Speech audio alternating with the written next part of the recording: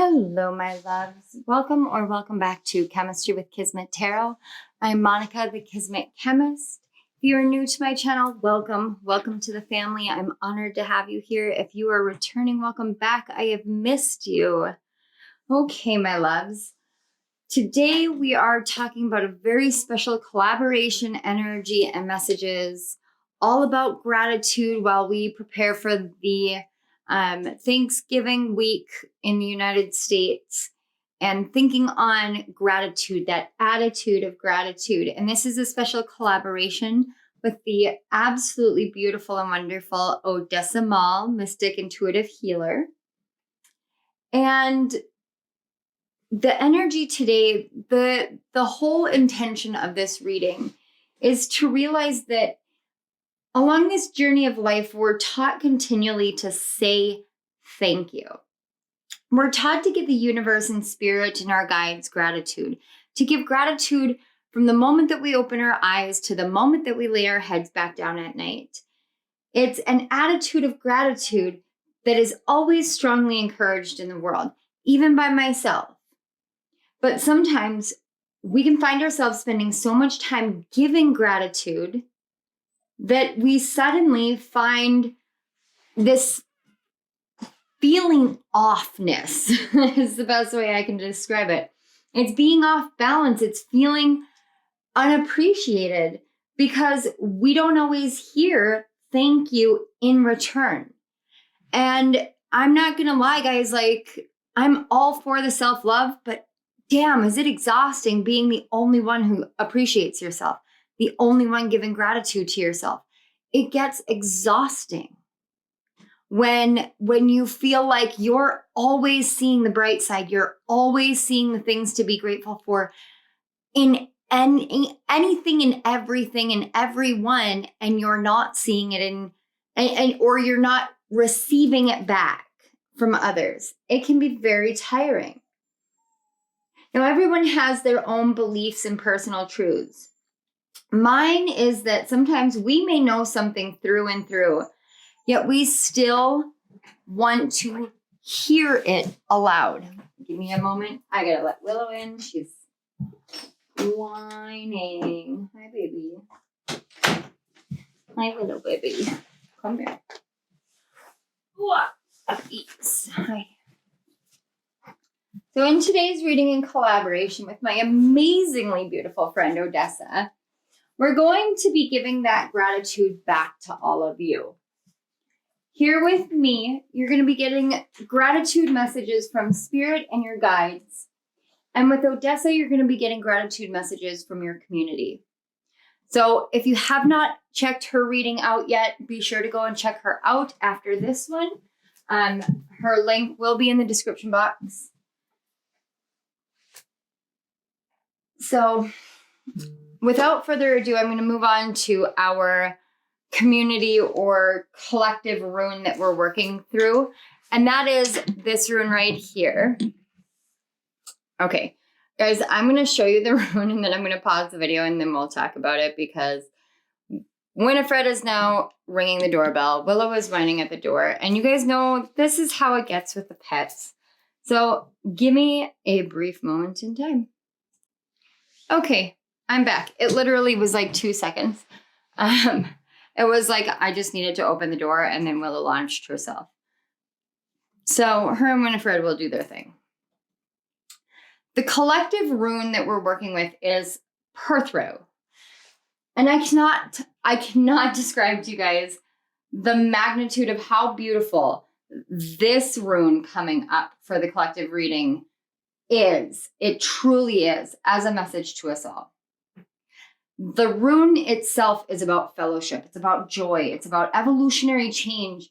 And the joy of how you have cast your lot in life, in this moment, how you've cast your lot with Spirit, how you have taken a chance and taken a risk on this journey we call life, on yourself, on your path, on your creation of your own destiny, how you have done this, how you have cast your lot in to this lifestyle, this perception, this way of being, this awareness that you're the creator of your life.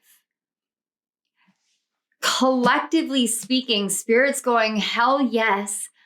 You guys have literally started changing into a new evolutionary cycle. You have started transforming the future by living in the present moment, by doing this stuff, by healing yourself, by hearing these messages, and by going forth into your life to live, to grow, to change, to heal, to overcome, and to create the life that you desire. It's literally the rune of Spirit being overjoyed for you having opened your heart and soul to your truest self, because your truest self is Spirit.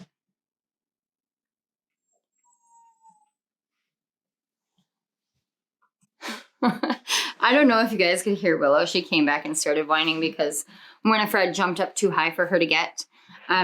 Because, you know, Willow, my perpetual puppy, she's my permanent puppy, which I love because she's full grown.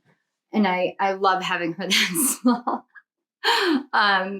But yeah, she wanted to go outside, which I imagine she's going to be wanting to come back inside in not too long, because we have like a high wind warning, freeze warning, snow coming kind of day.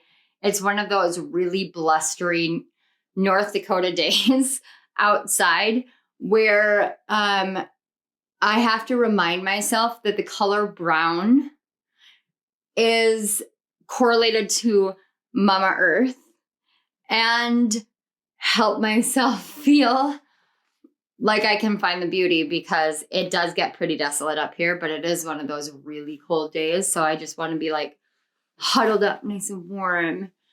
And, you know, I actually couldn't have picked a better day with the wind and the cold to do a reading that has the intention of this much warmth. Honestly, I love the way the universe works.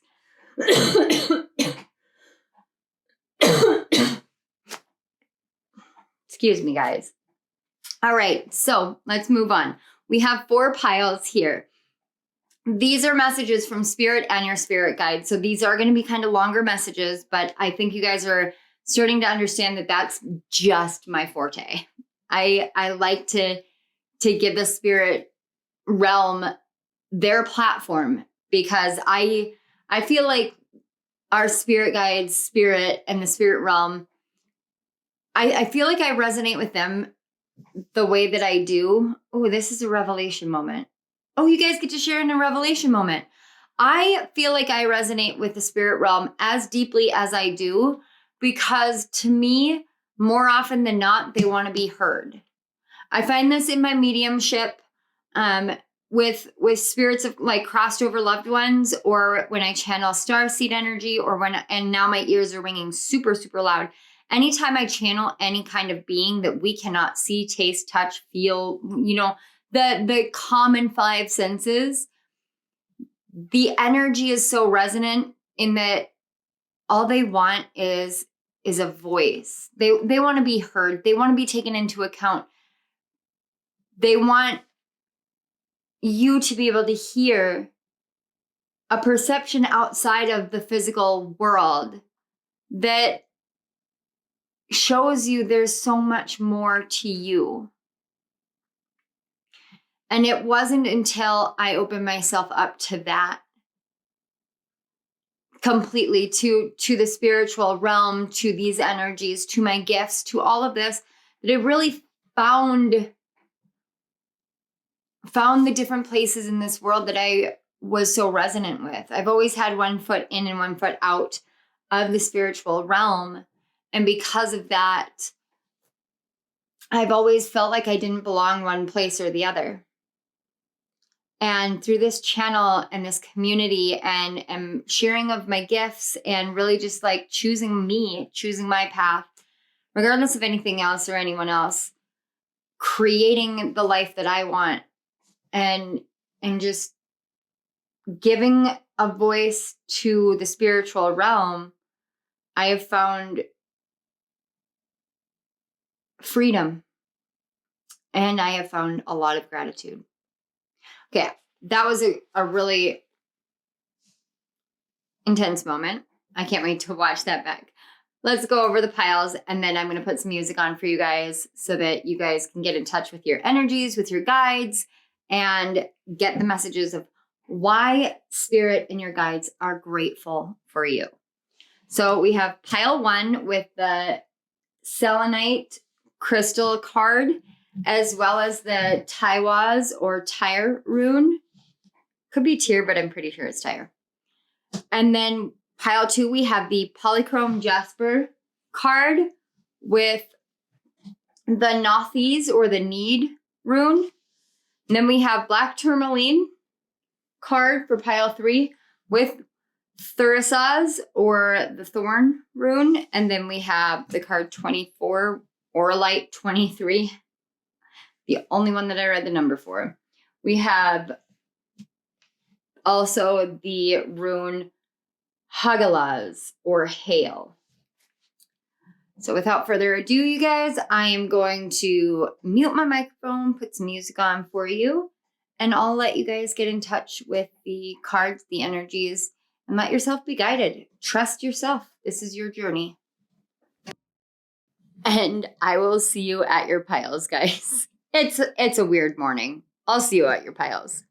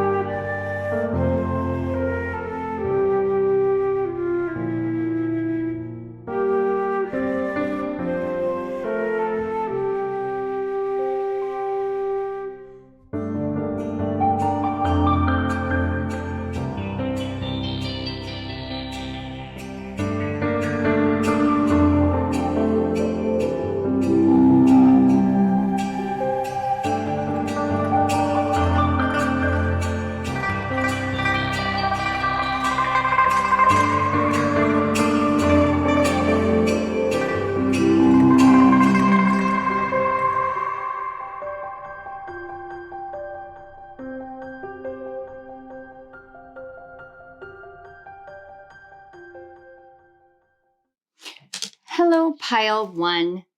If you chose the selenite card as well as the Tiwaz rune, this is your message all about what Spirit and your spirit guides are grateful for you. So this side of the piles are messages from Spirit directly about what Spirit is grateful for you, or why Spirit is grateful for you. And this side is messages from your guides about why they are grateful for you. But I want to start first with the overall energy. We have the Tiwaz rune, and this is faith, loyalty, trust in hardships. And I did get a channeled message for your pile. And the channeled message said, "Through the thickest of forest mists you have endured. When the clouds of chaos and confusion settled all around you, you recalled. What a beautiful light, beautiful heart, beautiful soul you have and give in all you do. You know the dark, the pain, the chains of the past, and we have all witnessed as you harnessed your true strength of divine love, overcoming time after time, alone, unacknowledged, and quite frequently unseen by anyone in the physical world.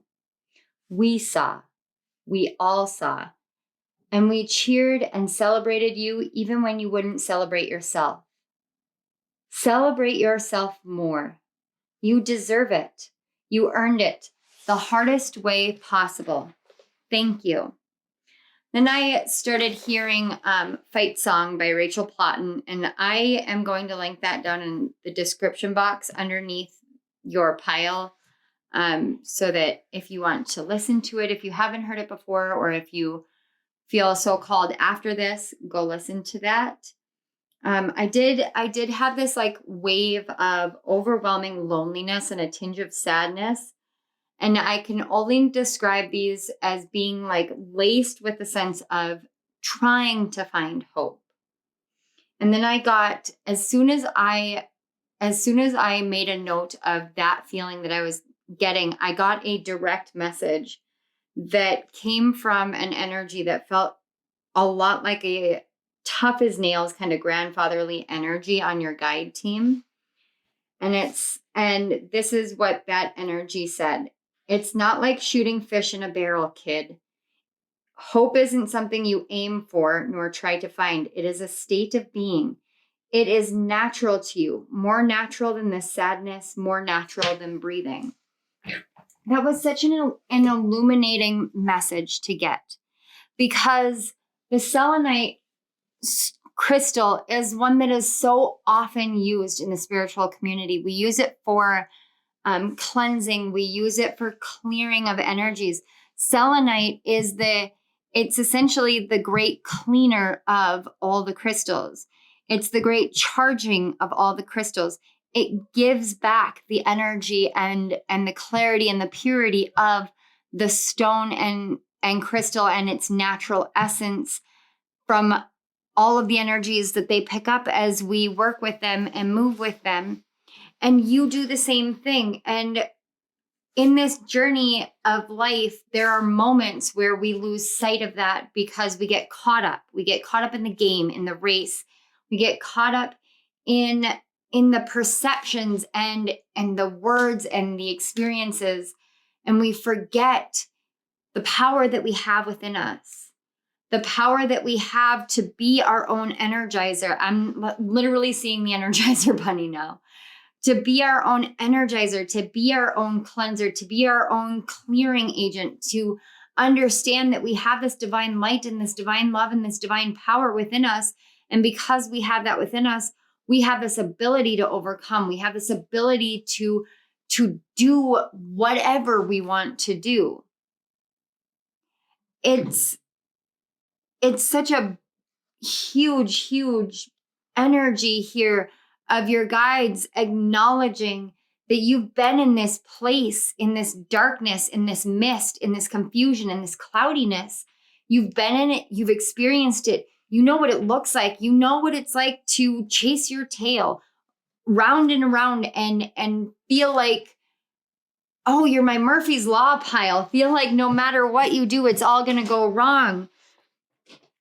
But you keep pushing forward and you find the solution. And what you don't realize is that solution, even though every time it feels like it comes from outside of you, it's really sourcing from within you.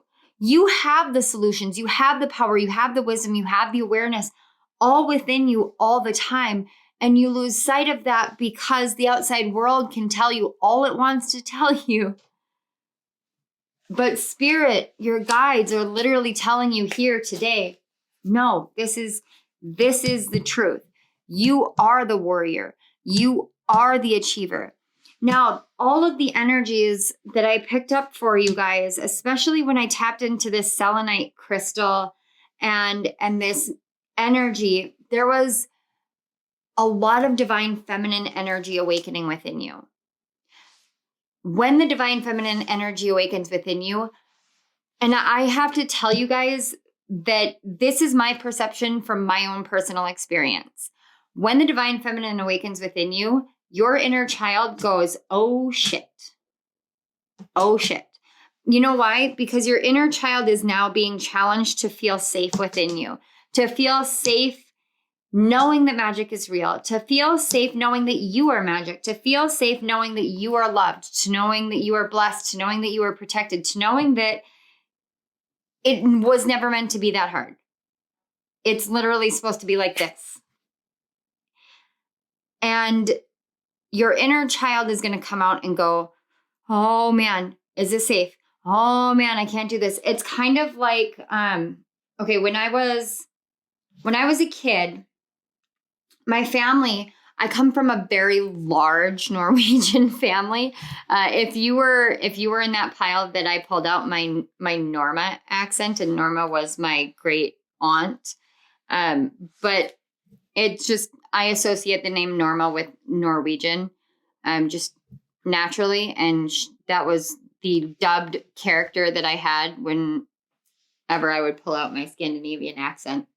But I come from this very large Norwegian family. Sorry, I got off on a tangent and I'm like, Spirit, where was I?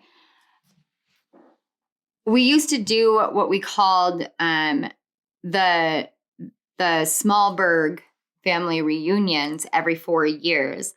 We would do the Smallberg. So like my great grandparents and their descendants every 2 years. And there was one year we did it at, I believe it was St. Olaf's College in Minnesota. And at the college, they had, like a competition sized pool. They had competitive swimming. They had competitive diving. Now, I had never been on a diving platform that high before. And something you guys don't know about me is I am terrified of heights. Absolutely terrified of heights. I shake like a leaf. I shake so it's so uncontrollable that it is literally like it's like in Hollywood movies when you watch an earthquake happen and you can see all the rocks shaking on the ground and it's all chaotic. It's literally like I do this. It's this bad. So that's literally what it's like when I'm at too high of heights. Well, my brothers dared me to jump off the diving board. And I remember crawling. I was freaking terrified. I was terrified the whole time. And I was a kid, but it was my brothers dared me. And so I was going to do it. That's what your inner child is going to feel. That terrified nature. But it's that terrified nature because you're leaping off a cliff. You know that you're jumping into something that you have always felt, but never fully seen manifest. And all you could do was be very loyal and very faithful to what you knew, what your truth is. The strength that it has taken for you to get to this point, to go through the darkest of moments and then overcome is amazing. It is amazing. And to do it in a way that with this message that came through, that it was so often not actually seen in the outside world. Like you did so much behind the scenes. You did so much deep healing behind the scenes. Healing for yourself, healing for your family line, healing for your children if you have them, healing for your children that you want to have in the future, healing for just the world as a whole, knowing that the only thing that you controlled was yourself. And so you did the healing that you needed to do for yourself. It's a beautiful, beautiful energy that I'm feeling. And I want to tell you, I am proud of you. All right, so we're going to get into the messages. The divine feminine thing.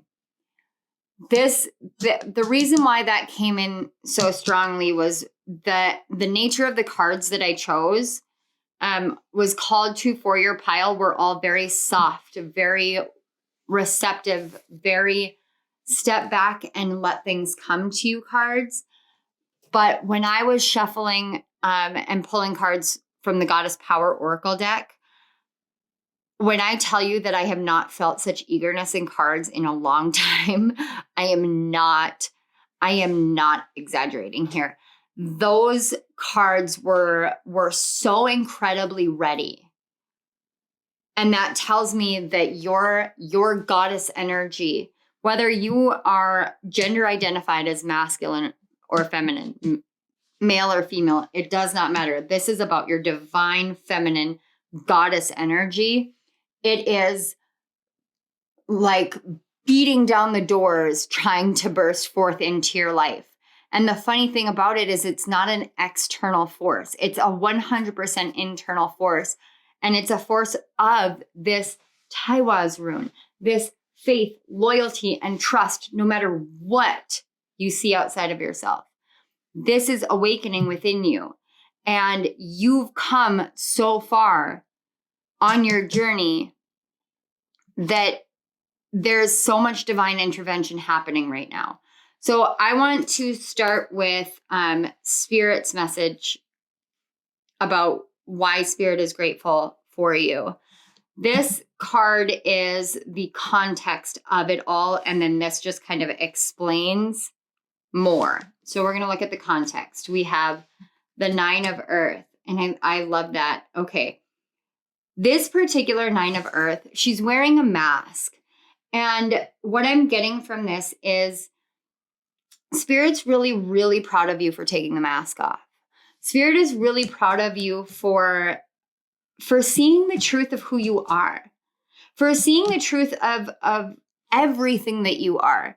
Even if you still feel as though there are pieces of you that you don't see, you're always so willing to go in and look. You're always so willing to take advice and to take action and to move to it's like, you know, in the 9 of Pentacles, she's standing still, but I get this energy of, I may look like I'm standing still. You may look like your life is standing still, or like things all around you are standing still, or you're not doing anything.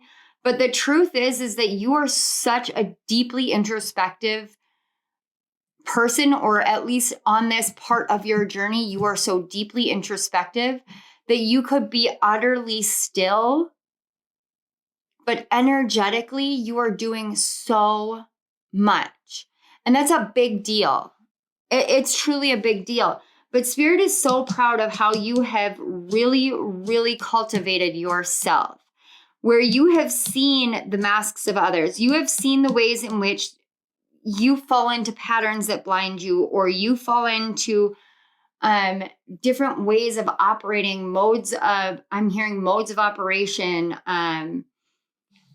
just different ways of functioning, and you recognize when it's not helping, but it's hindering you. And you may struggle from time to time, but the struggle never overcomes. You always step back into yourself. You always step back into your wisdom. You know when to, you also have learned when to speak a truth and when not to. You have learned how to speak the truth in the right ways. You've learned how to step up and lead in new ways in your life, knowing your own personal power, knowing that you're not doing this alone, even if it seems as though you're 100% alone at times. You're not actually doing it alone, because you know that you have Spirit with you. And that is something Spirit is truly grateful for. And I got to tell you, Spirit is always grateful when we come back to Spirit. Always, always, always grateful. That's always to me, that's always the point. It's the point of this whole damn thing, this whole damn life, is coming back to Spirit and realizing how loved we are from Spirit, and how worthy we are because we are loved, because we are Spirit, because we are the universe. We are this higher power that we seek out and we beg and plead and love. We are that higher power. Give me just a moment, guys. I gotta let Winifred in. Okay, so let's get the additional messages here. So we have the card 19 with Waking the Lion. One moment. All right. Sorry, guys. Winifred's being all sassy. All right. And then we have Magical Gateway. It takes courage and trust to venture into the unknown. Yet this is where the greatest rewards are. It's time to step boldly forward without looking back. We have the card, the Fool. I love that. You've got Magical Gateway and then the Fool right next to it. That's great. And then we have the card 11, Demeter with Nurturer.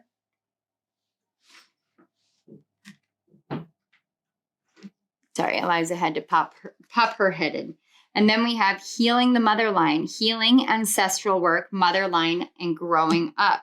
This is that divine feminine energy. And Now it makes a lot more sense about that inner child fear that I was feeling, because with Waking the Lion, I always get Leo energy with that. And Leo energy is always facing your fears. It's realizing that you have these fears and knowing that you have to face them, because it's this awareness that nothing can actually hurt you except your own fear.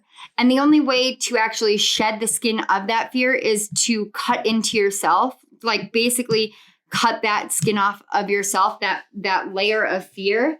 And then knowing that you are safe to be vulnerable, you are safe to show your true nature, you are safe to shine and to be that shining star in your own life. It's knowing that you have this strength within you. I'm also getting that you may have done something, some sort of manifestation, or it simply could have just been an energetic shift during Lionsgate this past year in 2022. This is a timeless reading, but I'm going based off of the energy that I'm picking up, because Lionsgate is a gateway, of course. And it was a very, very powerful, energetic time. But what I'm getting here a lot is, even if it had nothing to do with that, there's a lot that has to do with you just simply stepping into the fullness of who you are and trusting that you are safe to love yourself, that you are safe to nurture yourself, that you are safe to heal. It's forgiveness and new beginnings. And this Fool card, every time I think about new beginnings, I think about this journey that I've been on, especially with watching tarot readings. You know, I do tarot readings, but it doesn't mean that I haven't gone through my phase of watching them. And I think a lot of us readers do that. We watch them and then we realize just like what they mean to us. Not all of us, but a good portion of us. But we can hear new beginnings, or, you know, the Fool's journey, stepping into the unknown, and we can think, oh my gosh, does this mean I have to scrap everything? Does this mean I have to do this and I have to do that? But what Spirit is acknowledging here is one of the biggest pieces of gratitude that Spirit has for you is the fact that you just leapt directly into loving yourself. It's like nobody taught you how to do this. You never learned this concept of self-love, not from the outside world and not from anyone else in your life. And you did this so selflessly. You were like, I want to love myself because I know if I love myself, then, and you guys kind of fill in the blank. Like Spirit's putting me in your shoes right now. So helping me understand it. So it's kind of like, for me being put in your shoes, it would be like, I'm going to love myself so that I can teach my kids to love myself. I'm going to love myself so that I feel safe enough to explore my passions. I'm going to love myself so that I don't repeat those same patterns that I grew up with. There's a lot of that there. Healing the mother line means you're healing that energetic, divine, feminine energy from your life right now. It's learning that as we grow up, we see our parents and we see what to do and we see what not to do. And we choose what we're going to do. Are we going to nurture ourselves the way that we weren't nurtured? Are we going to step forward into a new paradigm, a new way of existing, and know that we can shine ourselves out into the world as who we are and not shy away from that anymore? Share that with the world. It's that stripping down of the mask. You're not wearing this mask of suffering or pain or illness or depression or sadness or anxiety anymore. You're literally blowing your own, like, I'm with this Fool card in particular, with her holding a horn, I'm literally getting the energy of like, you are blowing the judgment call in your life. Like you're sounding the judgment call in your life and saying, you know what? I have the keys. I have the tips, the tricks, the techniques. I have the confidence, I have the bravery, and I'm moving forward in my life out of these patterns, out of this way of being, because I know that I deserve all of what I am building, all of what my heart and soul desires. And that means that you have a very, very close relationship with spirit in ways that I just heard in ways you don't even know yet. As in, like, this isn't to diminish the relationship that you have. It's to tell you that there's more that is there, because spirit is acknowledging the more. It's very beautiful. So let's get the messages from your guides. And again, this card up here is the context of it.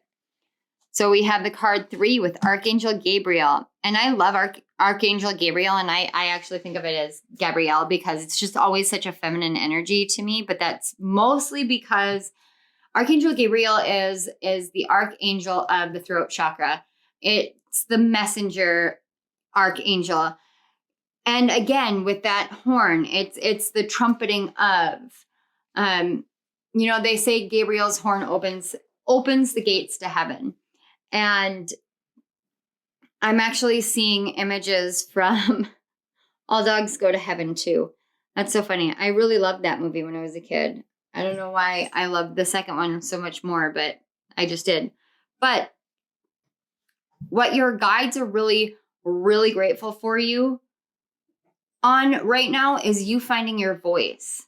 You finding your voice in a mass of voices in the world. It's you finding your voice in the midst of everyone speaking their truths or preaching their path, and you choosing to still step into something that society says is saturated. So you may be in the communication industry is what I'm getting. Society says is oversaturated, and of course it's oversaturated. It's the frigging communication industry. Communication is literally everything. Literally everything is communication industry. And I think people lose sight of the fact that we're all in the communication industry. I think of myself as a content creator, but I'm in a communication industry. I sit here and speak to you. That's what I do. I speak to you. I simplify it so that you can understand that that's all you did. All you needed to do was find your voice. And once you found your voice, your place in this world was guaranteed. And you connected with such a high power. Connecting with an archangel, and for an archangel to step through like this is saying that you knew of your own soul's power. And you embraced it. You didn't shy away from it. You didn't hesitate. You embraced it. And that's something they are deeply grateful for, because it's your voice and your unique perspective that the world is needing to hear and to understand. And it's through you harnessing that and really stepping forward and sharing your truths in the world, whether it's through writing, whether it's through something with animals. Ornithomancy is it's an ancient type of divination in which bird patterns and feathers and whatnot are used as divination. And I'm getting that because of the birds. Very, very strongly. That may be something that you're learning or being called to learn. Music. But just I'm actually getting some whistleblower energy too, which is really cool. And if you feel like you're in a whistleblower position, more power to you. Please keep doing it, because I think the more truths that are brought into the world in a loving and spiritual way, in a true and purposeful, intentional way, the more people awaken, the more people grow, the more people step into their own power and stop giving their power to others. And that's an amazing thing. So thank you for that. All right, so let's get some more energy, but this is absolutely about you harnessing your voice. We have the reversed 13, the Buddha prepares. And then we have the card Light. The Fairy Queen of Light comes to shed love and light onto your current situation and to remind you that light can penetrate the darkness. Oh, I love that. Look, they both have their hands out. I love that. And same with the people in the background with the Buddha prepares. They have their hands up. You guys may have been, you may have been my pile 3s with the Andromedan ancestor reading. And then we have the card 17 with Storyteller. What did I say? Writing. Yes. And then we have, Mama Oshun. The card 41 with Mama Oshun and Generosity. I love Oshun's energy. It's like stepping into a warm blanket of ain't nobody gonna fuck with my baby, or I will fuck with you. And I love that energy. And then we have Release the Petals, Transformation, Death and Rebirth, Shedding, All Change. Okay, so what I'm seeing here is your guides really want to tell you how grateful they are that you have changed your storyline, that you have unlocked what your true story is going to be, that you have stepped your way into a state in which you've done all the preparation and you are brave and bold enough to step forward into this world as the Buddha, as the mystic, as the sage, as the wisdom keeper, ready to share it freely. And Oshun coming forward and being here, this is literally saying to me that as you are generous with others, so too will Oshun be generous with you. She may be an energy that you want to tap into deeply, because every time I look at this card, I feel my solar plexus just come alive, and I feel like, man, it feels like sitting in the ocean and the sun is coming down, and it's just the sun hits you and just, there's so much love, and you've really released so much that you know that you're ready to just share your light. You're ready to share your wisdom. You're ready to share your truth, because what you're doing is bringing people back to themselves, to the light that they have within. This light that she's channeling is literally like taking, this to me is saying that Oshun is saying, I am so grateful for you and all that you give out, that I want you to really be open to receiving here. And that's that divine feminine energy coming through. So your guides are deeply grateful for you for stepping into the power of your voice, for trusting in your voice. Spirit is proud of you for being authentic. Your guides are proud of you for speaking that authenticity into the world. And now you can see how they all work and flow together, because we all are one and we all flow as one. And you have 11, 9, 10, 0, and then you've got 3, 4, 5, and then 18 or 8. So I know that there's a lot of numbers out on the board, but I'm getting a lot of energy of like, you're moving forward now. You're moving forward now. You're moving into it. You're getting there. You're going there. Now is the time. It's okay to trust. You've heard the calling of your own heart and your own soul. You don't need to worry about the bush, because you have the birds in your hands. That came through really strongly with Archangel Gabriel. It's in your hands. Like everything that you need is within your hands. You might be my Reiki pile. You might want to write about your Reiki journey. If that's something that you feel called to, this is your guides letting you know. That is definitely something that they support. But you really are, you're this divine light, and they're just so grateful for you. They're so grateful for everything. You have such courage, but and your energy is so soft. We have ascended masters, devoted spirits with specific intentions. Yeah. You may have heard from someone or from other readers that you're on the ascended master's journey in this lifetime, as in like becoming an ascended master. I get that energy from the Buddha prepares as well. And then emotional desert, inactivity and isolation. Remember when I said You can look like you are absolutely still, but you're doing a lot. You can look like you're alone, but you're never alone. This is literally telling you that, like, no matter how much you have felt these things, you have never been alone. And we've got an 11 again here. For some reason, the 4s and the 1s are sticking out to me. I know that happens a lot in my readings. Oh, look at that. It's literally like, I didn't even see it. And it's the card 10, Archangel Raziel, Wisdom, Inspiration, and Akashic Records. Okay.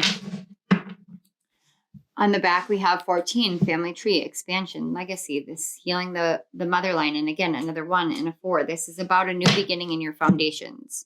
A new beginning in those roots. Look to your 1st house, your 4th house, your 11th house, and your 10th house.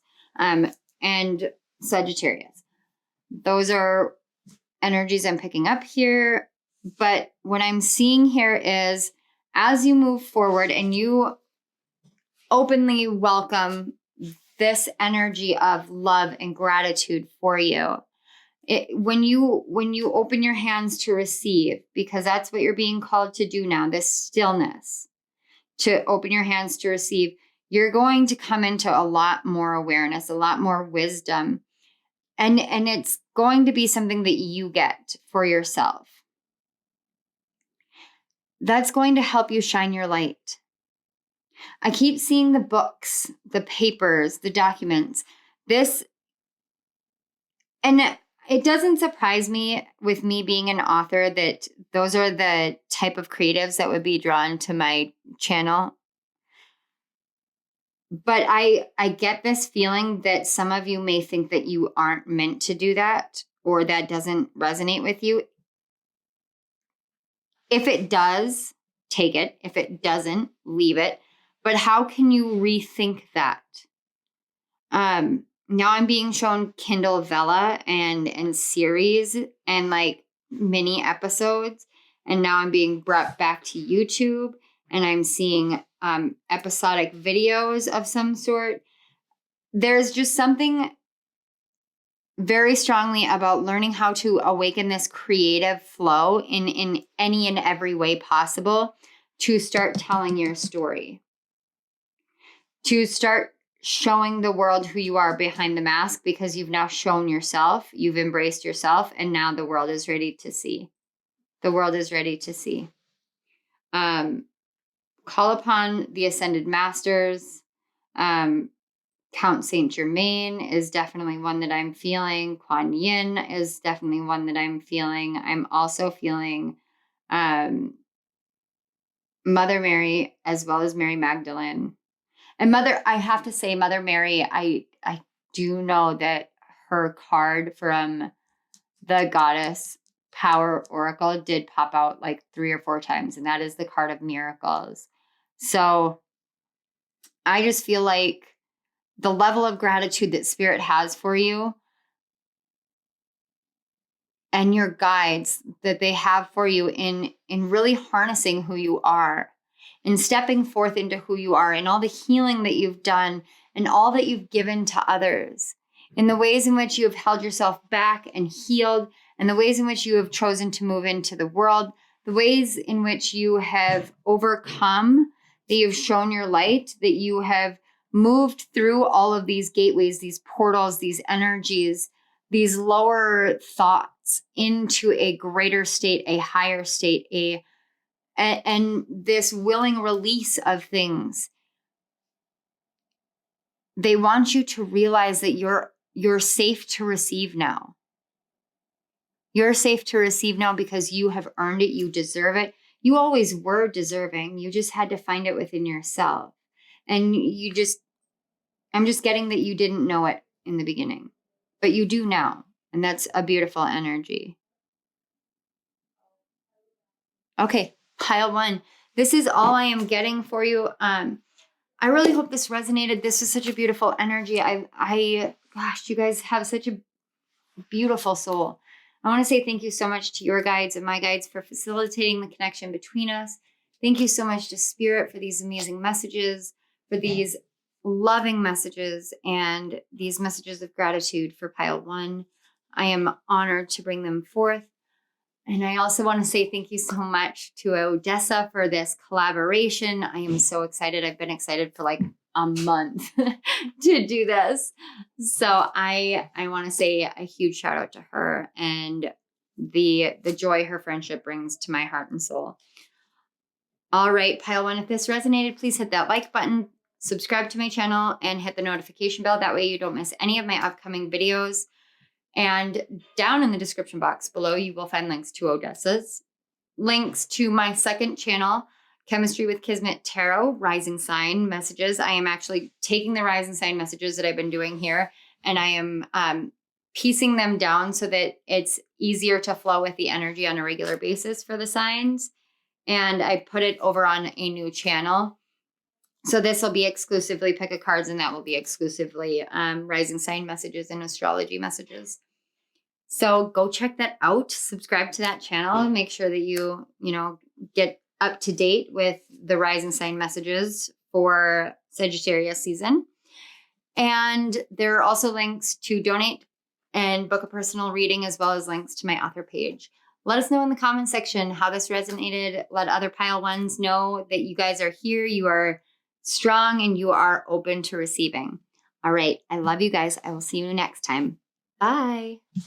Hello, pile 2. If you chose the second card, the polychrome jasper, as well as the Nauthiz or need rune, this is the message about why and how spirit and your spirit guides are grateful for you. Now, I wanted to preface this with, if you didn't catch my intro, it is a very blustery day outside. It is quite chilly. I'm in a freeze warning and a chill warning and high wind warning in where I live. And because of that, I have my heater on in my office. So if you hear the background noise, I do want to let you know that that's what it is. And I do apologize for that background noise. But I need to stay warm. So with this energy, the first thing that I received was the awareness of which cards to choose. So the reason why this is so significant, especially because this is something that happens a lot when I do specialty readings, collaborations. Each pile has its own unique part to it. Each pile has something different added to it, and then something that connects it to all of them. With yours, there was a deep, earthy energy. Incredible connection to Mama Gaia. Incredible connection to the nature spirit realm, to herbs, to witchcraft, to Celtic ties, to Atlantis and Lemuria, especially ancient Egypt, Mayans, Aztec, Toltecs, all the ancient wisdom kind of energies of this world, of this physical world. There's a very ancient feel to you. Now, I have to tell you guys, even though I've worked with this crystal before, and I have worked with the crystal energy before, and I literally have polychrome jasper on my wrist all the time, at least during Scorpio season moving forward, it was something I was deeply called to. I forgot. I genuinely forgot that this was the shamanic stone, or one of the shamanic stones. So I was shook myself when I kept getting drawn to The Wisdom of the Shamans by Don Jose Ruiz. And let me pull that out for you guys, because I've got it right here. It is one of my favorites. And it is written by, I believe, the brother.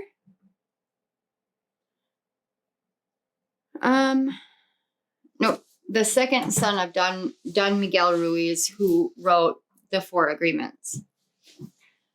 This this Wisdom of the Shamans book is something that you may want to check out. It's definitely something that I've been called to reread myself.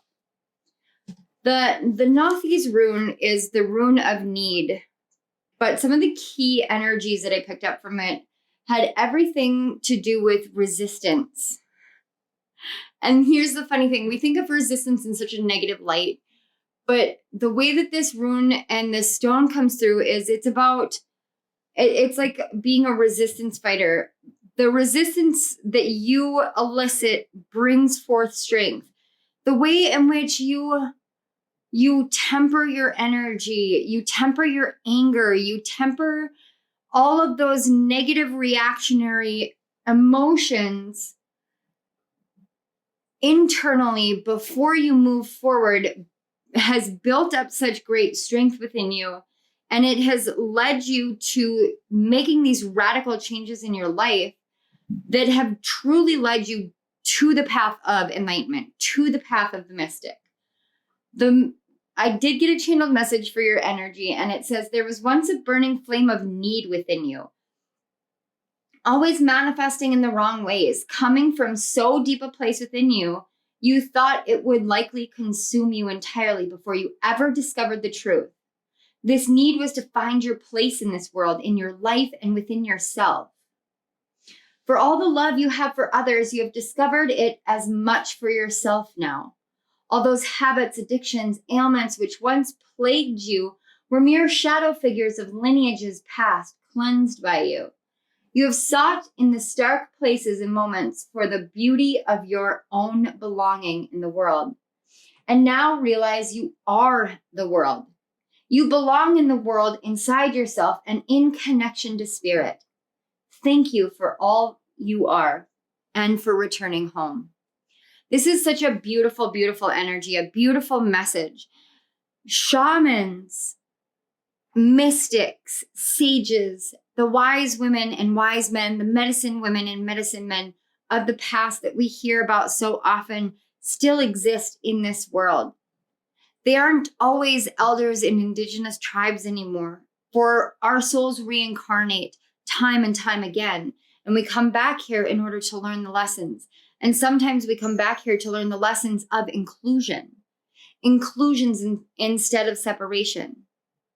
You have that soul within you, that soul of the mystic, the wisdom, the wise one, the sage. Here you go, baby. Willow wanting out. You have this earthy feel because you understand that although we may live in this physical reality, although this physical reality does not belie the truth of the souls that we contain and the truth of all that there is in existence, for we cannot access that with our senses. You know the value of this physical world, and that is a beautiful, beautiful thing that your guides and spirit are acknowledging right now as one of your greatest strengths. It is one of your most underrated strengths, and they are so grateful for you for harnessing this, for getting in touch with it and for working with it, because so few people see the value in being in this world. We focus on the 4D, the 5D. You know, at this point, they've literally created 8D audio, which FYI is amazing because I'm neurodivergent, and it's like having your brain pet. It's a very interesting take on it, but it is. It's like having your brain pet. I like to have nails like run really gently on my back to activate all my nerves because it soothes me. It's something that soothes me. That's what 8D audio feels like. It's binaural beats. It activates or works with people who have differently firing or wired brains. And mine is definitely. And I love that mine is. It's actually one of the things I love the most about myself. But you you see all of that, but you also see this 3D world for the magic that it truly is. There's a message coming through about something that Spirit is grateful for you realizing. Spirit and your spirit guides are grateful for you realizing. You have, in a way, put yourself into your ancestors' shoes. And when I say ancestors, I mean like the ancient ancestors. Those who lived before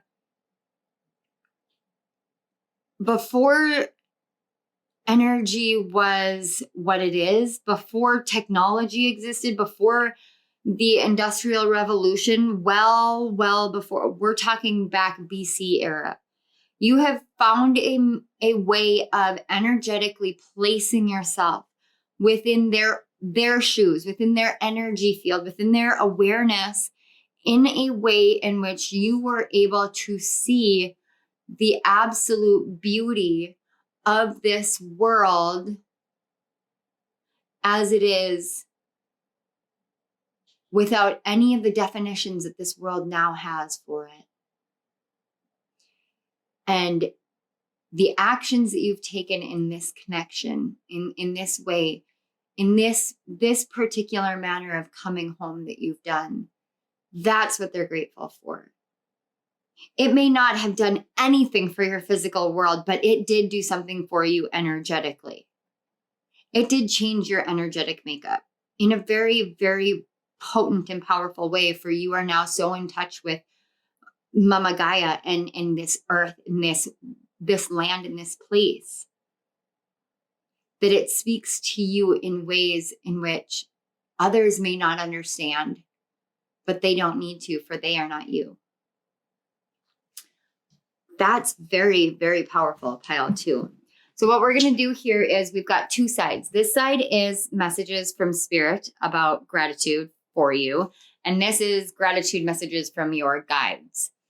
Each of these are indicator cards for the topic they want to talk about outside of the core topic we have already discussed. And these are the supporting cards for them. So we're going to start with Spirit, as always. Thank you, Spirit. We have the 9 of Air. You have found your wings, dear one. We're all created unique, all connected, all part of the whole, but we are all unique. And you have learned this. You have learned that all of the ways in which your mind has tried to hold you down have only been tools for you to pluck feathers out of the negative thoughts, to put them into your wings in order to create a resistance, a wingspan of resistance, so that you may fly against the currents and soar to the highest heights. And for this, you understand.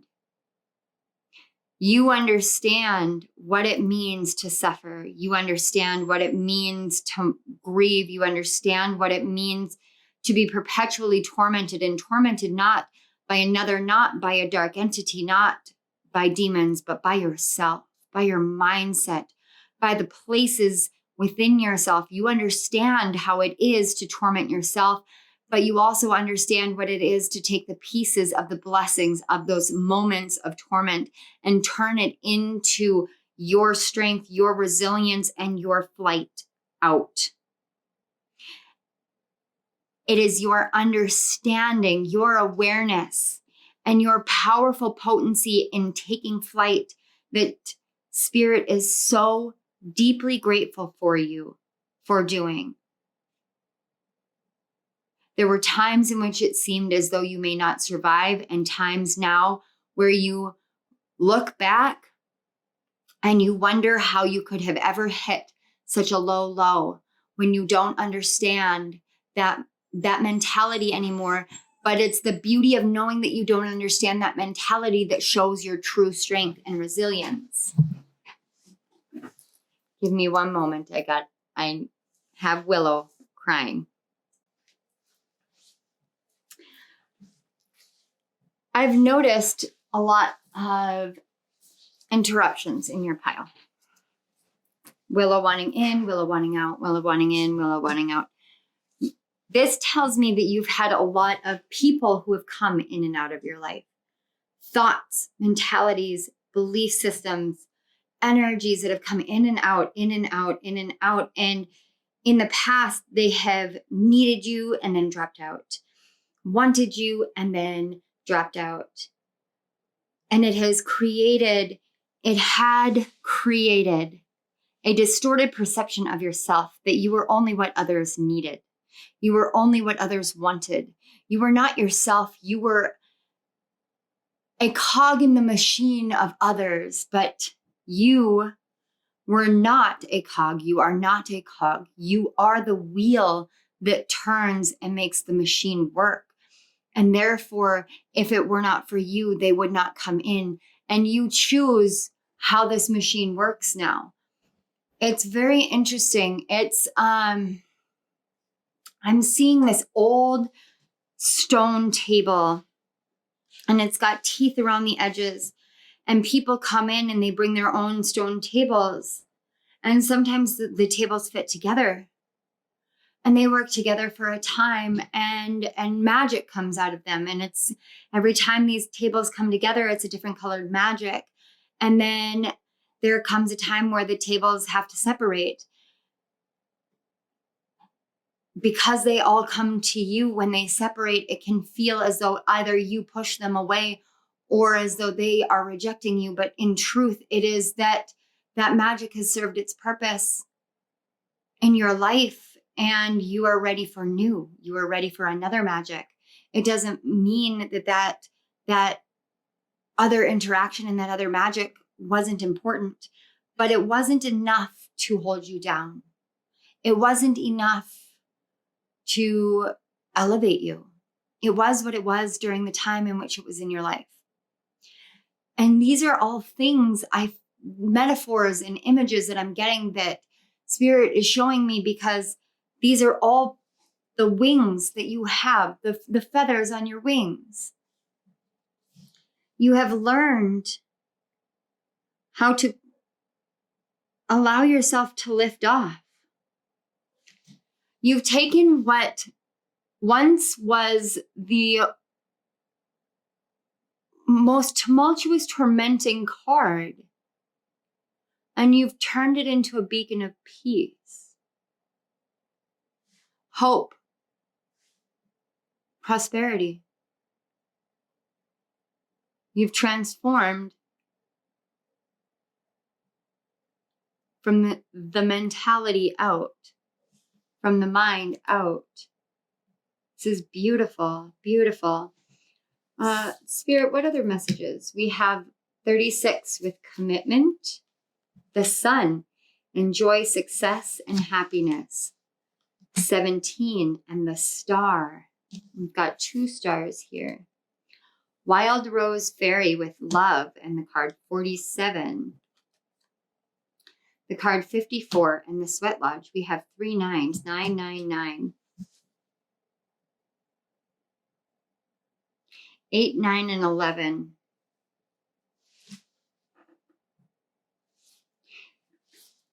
It is through your pain. It is through the pain that you have found love. It is through the pain that you have found what to commit to. It is through the pain that you have found your true enlightenment. It is through the pain that you have found your success. It is through the pain that you have found your happiness. You did what others couldn't. You took your pain and you transformed it into drive, determination, willingness, change, evolution, enlightenment. You took your pain and you made it into a blessing. And for that, Spirit is grateful, because it was not an easy journey.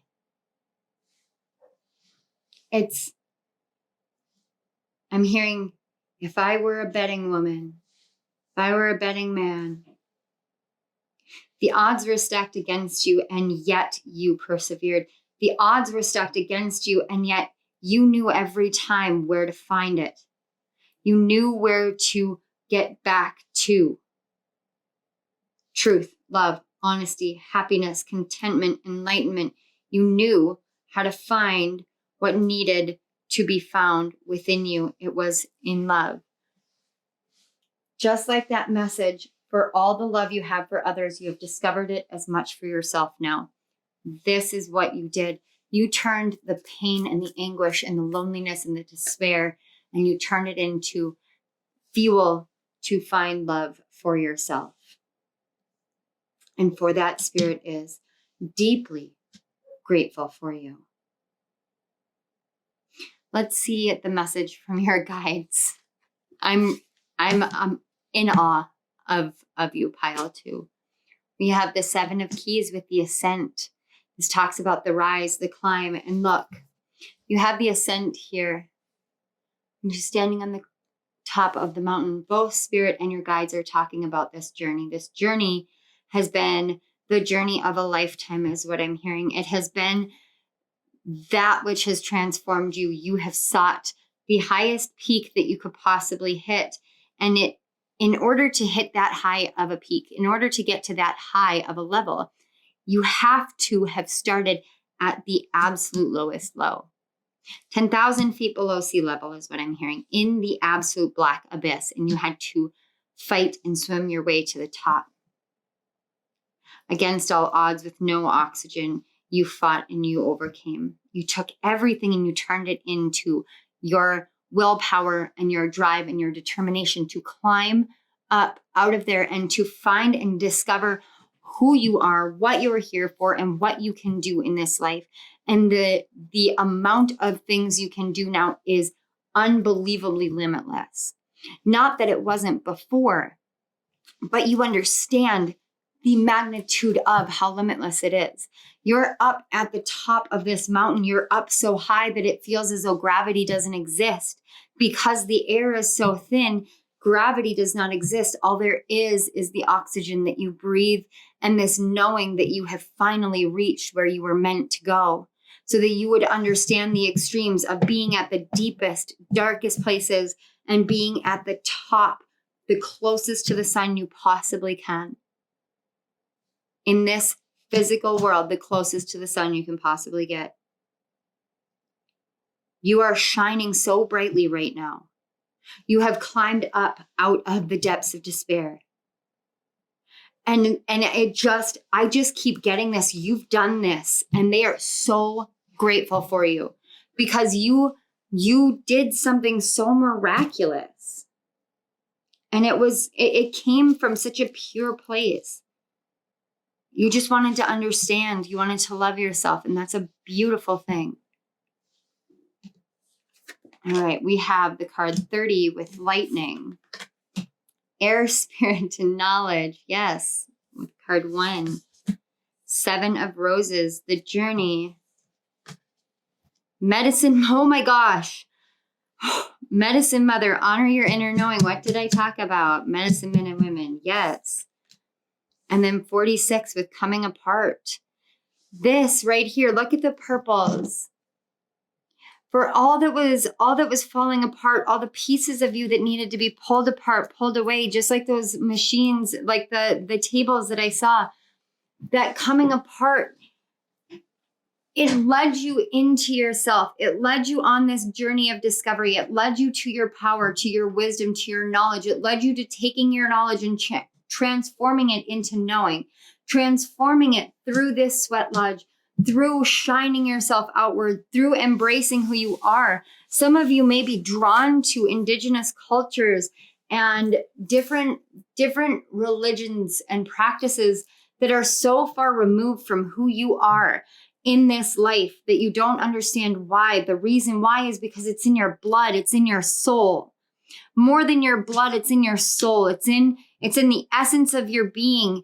And all of the limitations that have been placed on you by this world and the perceptions of people in this world, those are now coming apart. They're coming off of you so that you see it does not matter what labels this world puts on it, because there was a time in this land, in this place, in existence, there was a time where none of these labels existed. There was no such thing as indigenous people. There was no such thing as slavery. There was no such thing as any of these things. They did not exist. The words for them didn't exist, and therefore they did not exist. The ancients were just people. They didn't separate themselves from each other. Yes, they may have hailed from this land or that land, but they saw each other as equals. They saw each other as the same. They lent their own wisdoms and understanding and inner knowings to each other in a tribal setting.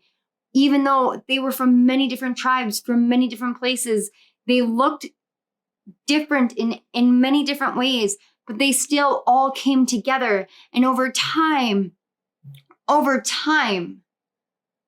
as the mind and the thoughts and the negativity swirled and came through the world, that understanding, that togetherness started falling away. Just like the image I got of the wheels, they started falling away. But you remember, you have gone on this deep inner journey to remembering this. Your soul remembered this essence, this bolt of awareness of the true knowledge of how connected we all are, the knowledge that comes from being in a place where the only thing that matters is what you're breathing. It's not about whether the person next to you has the right car or the right name or the right skin color. It matters whether they have your back. It matters whether they are there to help you and to climb with you, to be together as one, as partners in this, committed to discovering the same awareness, the same enlightenment. And you found so many that have been committed to a point and they hit their peak, but their peak was not your peak. And you have discovered this power of the journey that you're on, the inner journey, the things that you can discover, the things that fall away, and the things that you find gratitude for. And it's this journey that you've done that your guides in spirit are so deeply grateful for you for doing. You know the value of starting over. You know the value of seeking. You know the value of painful endings. And you truly value love above and beyond. And that's so beautiful. We're just going to get some closing messages. We have 33 phase entanglement, emotional influence, but it came out reversed, and I'm going to take it reversed. 33, again, threes. 3, 6, 9, you guys are in a manifestation period. We have the card 40 with Ascended Masters, and 2 with attachment, longing, and desperation, devoted spirits with specific intentions. On the back, we have animal totems. This is the energy right here. This animal energy empowers. It's not just animal energy empowers, but that's the essence of this card is deeply in touch with the spiritual, with the physical spiritual realm, with the earthly spiritual realm. You've learned how attachment can bring about emotional influence. And I don't mean attachment. I don't mean that you detach in the sense that you don't care or that you don't seek to have connections. It's that you're not aiming for being entangled anymore. You know what you're here for now. You know how to harness different energies without ever having to walk out your front door, which is really very impressive. But you understand how again, you can see her whispering. You understand how the ways in which labels, titles, definitions, identities The ways in which this world has evolved has both helped and hindered us. You've learned this. You've learned this because you've had to learn it, because you've been stuck in this attachment and entanglement for so much of your life, but you're not in that anymore. And that's really something that is coming through with a huge, huge essence of gratitude, is you've learned how to quiet your mind. You've learned how to let go of what other people say without getting emotionally involved, but still having an appreciation for what they have to share. You have learned to keep yourself separate from those who are trying to attach themselves to you so that there aren't any entanglements, while still being mindful of their emotions. There's a very regal essence to you, a very elevated essence. I would call you an ascended master in this life, which is a repeating theme right now.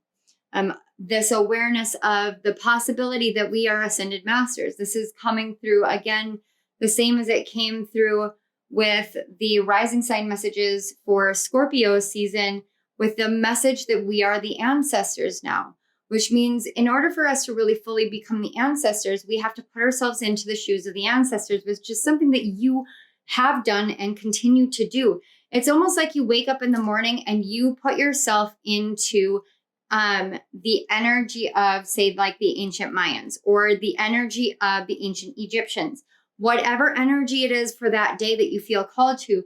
You wake up in the morning, you feel that gratitude for a new day, and you go on a discovery journey every single day in your physical world, and you allow yourself to see a greater field of awareness with your physical eyes, because you're so attuned to this physical world.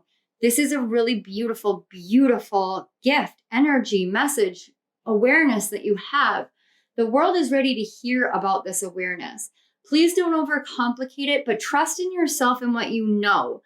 This may be, you may have felt called to doing some sort of animal spirit deck, because I'm getting the energy that you may be like me. Like, I've worked with certain decks, but like when I work with astrology decks, I find myself seeking a deck of cards that don't exist. And to me, that says that it's something that you're meant to create. So you may feel as though you're seeking something that doesn't exist, because it's something that you're meant to create. But Spirit's asking me to pass on my wisdom to you. So I know that I have these card decks in me. I have been thinking about them for 2 years now, because I can never find what it is that I'm seeking in cards, ever. I can find similar, sort of, like almost there, not quite, just enough to get me there for channeling, like just enough to get me right to where I need to be able to connect to the energies, but not enough that it really reflects what I'm channeling as much as I would like it to. That to me tells me I'm meant to create them down the line when I'm ready, when the idea has had that time to reach its ascent within my awareness. Whatever it is internally that you feel as though you are seeking in the outside world, you're seeking it. I can feel that seeking energy, especially with the 7 of Roses in the journey and the 7 of Keys in the ascent. You are seeking something. You want you want to make sure that you don't ever get into this again. And Spirit is saying you won't. Like, that's why there's so much deep gratitude here, because you have really broken yourself out of this. What you're seeking is seeking you. So if you allow for it to come in, it will find you. And it will come into your awareness in the time it's meant to come in. I can't gift you anything that you are meant to know that I'm not meant to know. You create your life. I don't create your life. I simply sit here and channel. This is me creating my life. But you create your life. I am simply sharing. I'm one of the wheels right now, helping create magic together with you. But we will go our separate ways, and you will start creating your own magic. But what my magic is here to help you with right now is to help you understand that what you are seeking, that feeling that you are trying to find something, but you can't seem to find it anywhere, it's because it doesn't exist. It exists in the spiritual realm, in the energetic realm, and you are meant to bring it forth into the physical realm. Trust yourself because you have overcome more than what this moment right now is. There is no pressure on your shoulders. And I mean that in a very like honest way, very down to earth, honest way. There's no pressure on your shoulders on this. You have all the time in the world right now. So let yourself keep doing what you're doing because it will come to you. Just be open. All right. Wow. Pile 2. That last little message was not something I expected, but something that was really beautiful. And I'm really honored to bring it forth. So pile 2, thank you so much for being here. I want to say thank you to your guides and mine for facilitating the connection between us. Thank you so much, Spirit. And these messages of gratitude, I can feel how needed they are in the world. And I am so grateful for this opportunity to share your insights and your wisdom through my filter with the collective. I do also want to say thank you so much to Odessa for this collaboration, for, working with me and coming to the table as equals for this, and for your amazing friendship. I just am very, very grateful for you and the work that we're doing here together. So thank you so much. Pile 2, if this resonated, please hit that like button. Don't forget to subscribe to my channel and hit the notification bell so you don't miss any of my upcoming videos. Down in the description box below, you're going to find links to my second channel, Chemistry with Kismet Tarot, Rising Sign Messages. I have decided to branch the Rising Sign Messages onto another channel. So this is strictly Pick a Card Guidance channel. And on the Rising Signs, I actually am breaking them down so that they are weekly instead of monthly. And they will premiere before each of the moon phases so that you can get in touch with the energies of each individual moon, help get your focus more narrowed, and give you kind of bite-sized energy updates. I have been mulling over this idea for a while. I launched it a little while back, but I wanted to get it up and functional before I announced it, and this is my grand announcement today. So I wanted to let you guys know the link to that channel is down there so you can subscribe and check out the messages for the new moon in Sagittarius, which should be up and out today on that channel.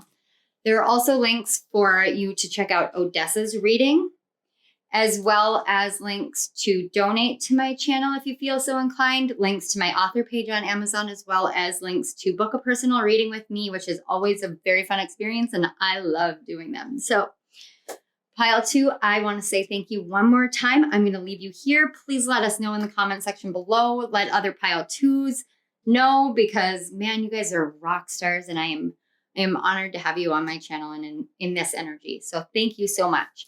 I will see you all next time. Bye.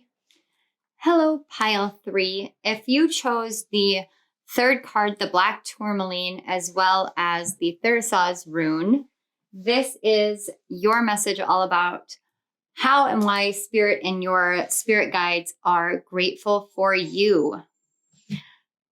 All right. First of all, we've got Willow whining at the door, so let me let her in.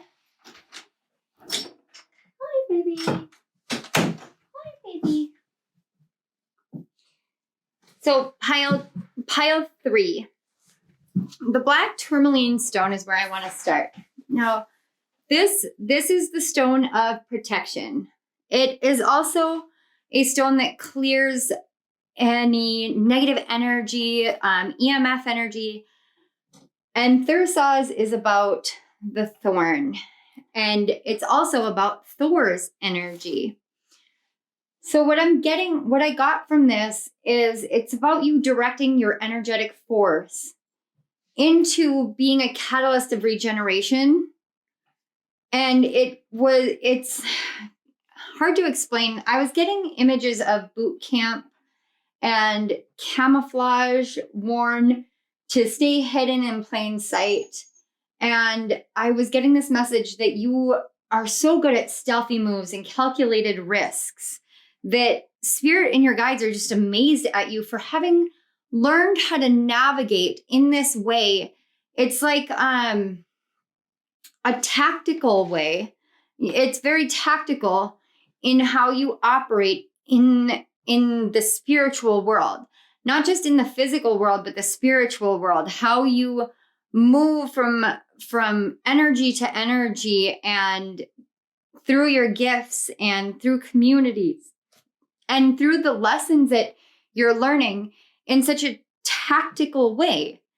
It's like war games is really what's coming through. Now, the thorn usually talks about this primal actionary force, but it can also talk about that which stabs us or stings us. But the thorns are really nature's natural protection. You know, bushes or flowers or even leaves that have thorns on the edge of their leaf blades really are there as a protection method in order to survive. With the black tourmaline, it's all about protection. And I for the first time ever with pile 3s, you guys are usually my piles that I just dive into the energy so easily. I don't usually have a really hard time breaking through your energy, but the combination of this rune and the black tourmaline was a really, really powerful combination. And I feel like that was done intentionally because Spirit wants you to understand that there may be, that you may have in recent times, I'm trying to, Spirit, can you help me translate this in a way that is easier without overstepping any energetic boundaries, please? In recent times, you may have been on a kind of hyper protection mode, burning a lot of sage, burning a lot of Palo Santo, doing a lot of protection rituals, things like that, because you could feel. But you couldn't tell necessarily what it was you felt. You just felt like you needed to do this.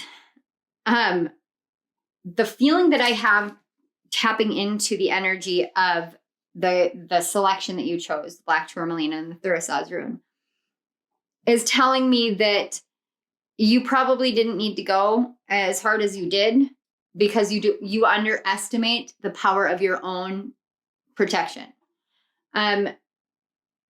I'm getting a closed energy system again. I've gotten this message in this energy before in another reading, but I am picking up a closed energy system again. And that's why that's something that Spirit and your guides are so not just grateful, but like deeply, deeply proud of you for. You may have been someone who was just, I am seeing like, I am literally seeing like a whole field full of people that are like the scarecrow in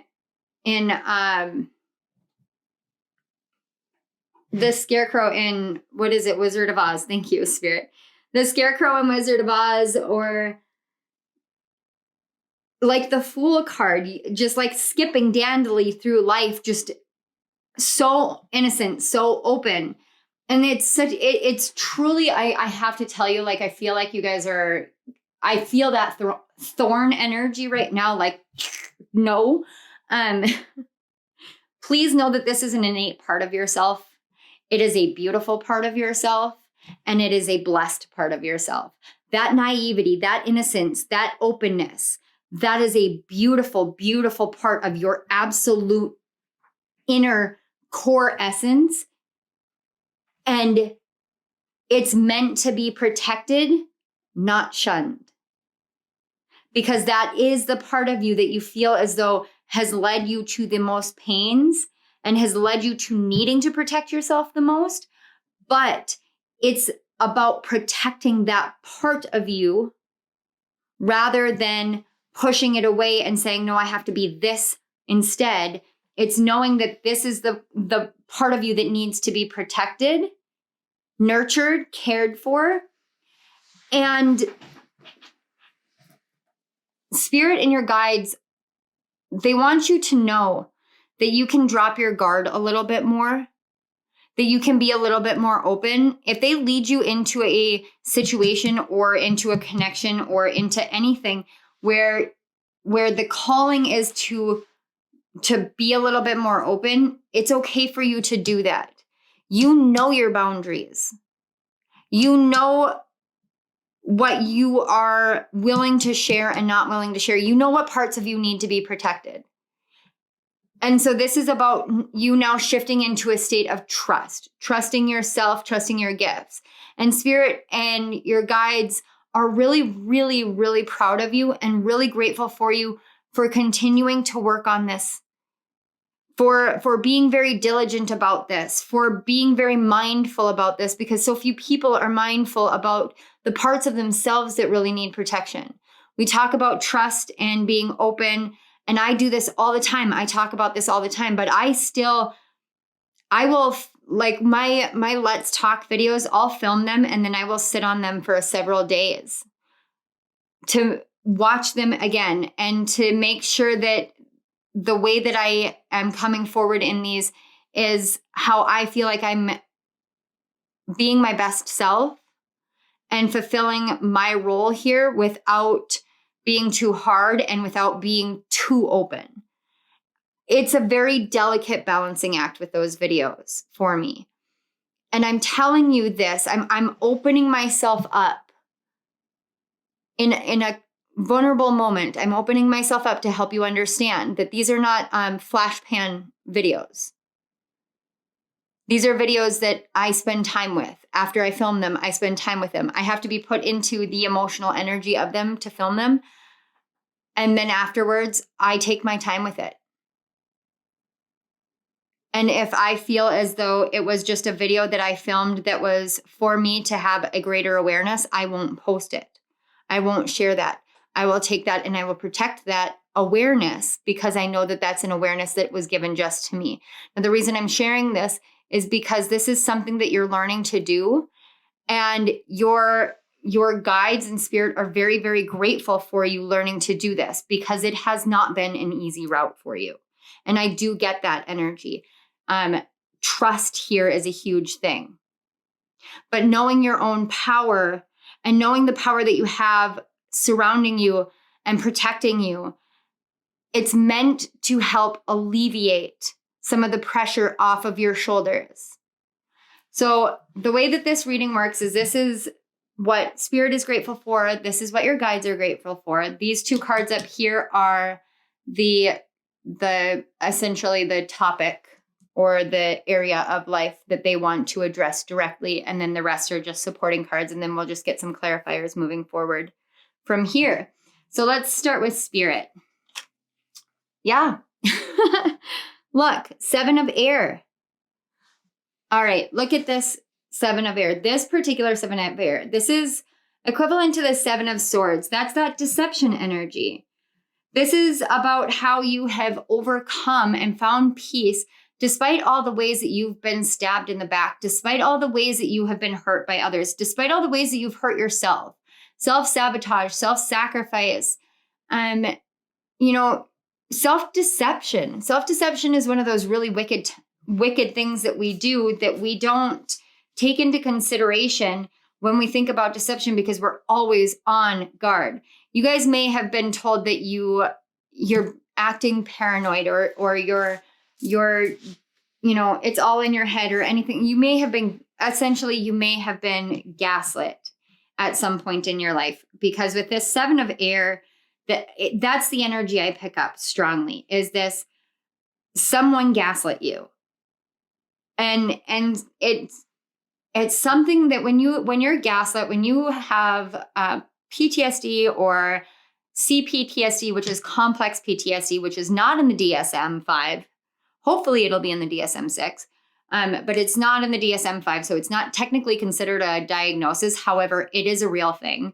And even though I'm not a licensed medical professional, I have worked in the medical field. I have studied this and I am an accredited psychotherapist. So I do know what I'm talking about. Plus I have also suffered from PTSD and CPTSD from differing situations.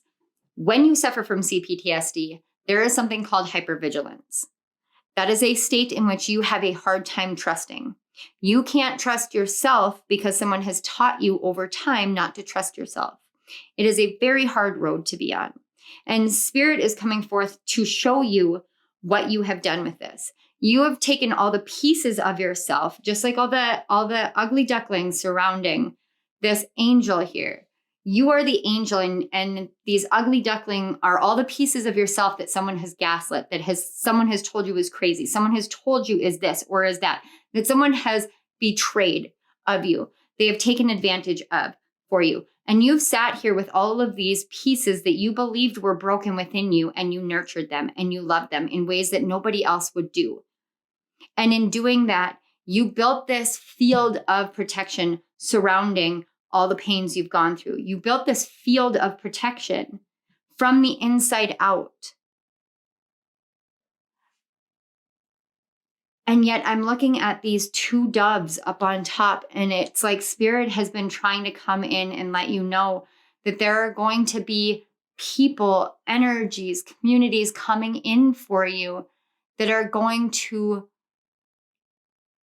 be peace, bring you peace, help you to feel more at peace being yourself. You won't have to cut yourself off from people anymore.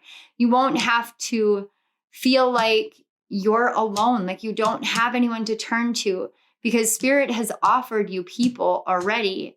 And all you have to do is just look. They're literally more in front of you than you realize. And Spirit really wants you to know how deeply grateful Spirit is for you for having nurtured these parts of yourself when any other person would have been like, I can't ever touch these parts of myself. I'm being shown my own story, and it took me a significantly longer time than it took you, is what I'm getting. Like Spirit's like, no, it took me 9 years for me to open back up to my gifts after I had my Kundalini awakening. And I slammed them shut so hard, so fast.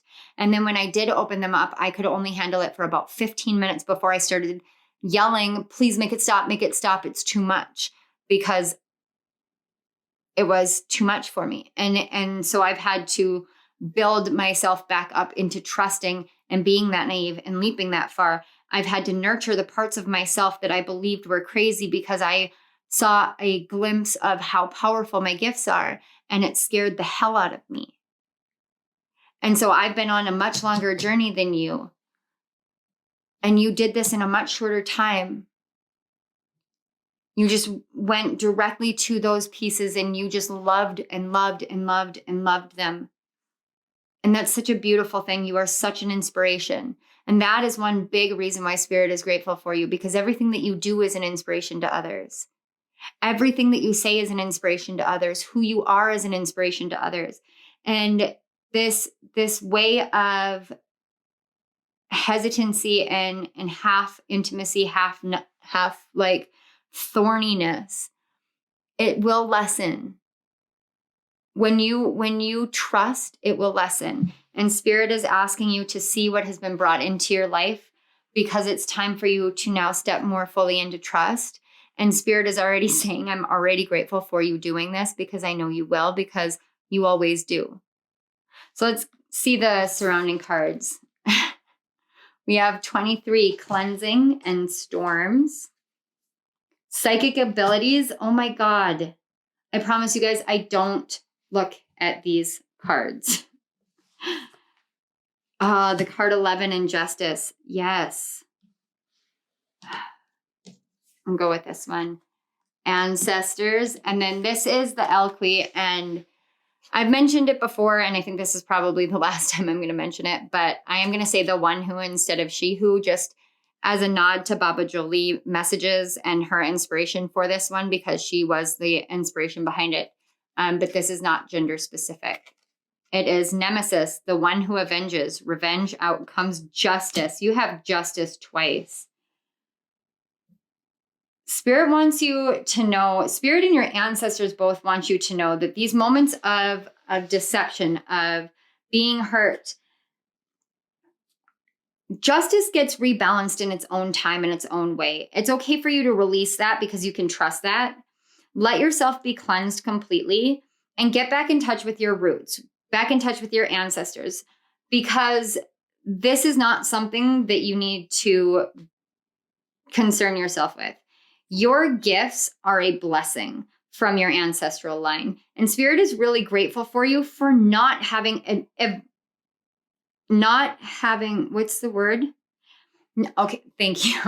Not having exacted revenge on those who hurt you, because you have some incredibly powerful psychic abilities, and you have the ability to, I'm sorry guys, I don't want to say this.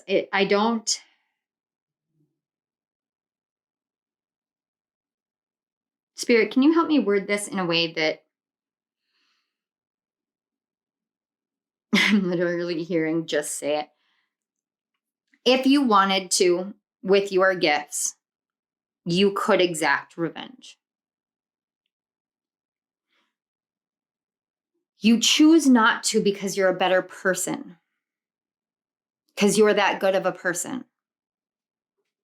And that has been something that has hurt a lot. It hurts the heart a lot. But Spirit is saying that this level of gratitude that they have for you is sourced directly in the choices that you've made to choose the path of vengeance that involves you embracing your gifts, cleansing yourself from the past, healing your ancestral line, and allowing the universe to take control of what needs to be handled with other people. That's a beautiful thing. I still struggle with this energy. Because it's hard for me to let go. It's hard for me to not want to take justice into my own hands. But you're doing this.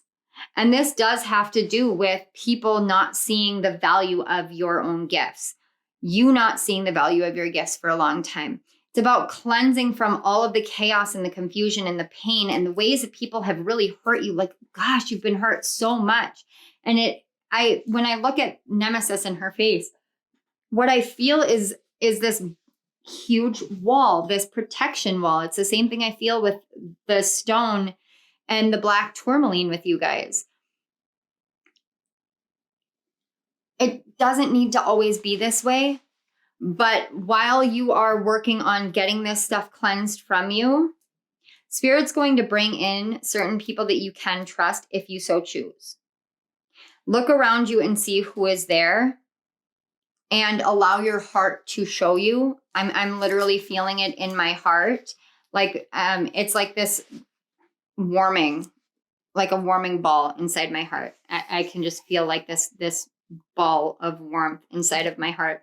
And it will like pulsate.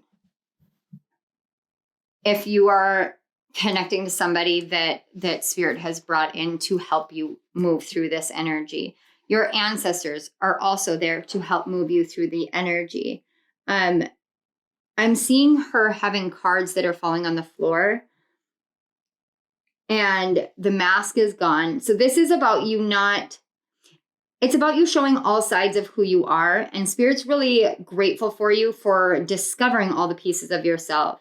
Some of you may be witches, be drawn to magic, because I'm getting Isis, Ma'at, but I'm also getting like Hecate energy here, Oya energy.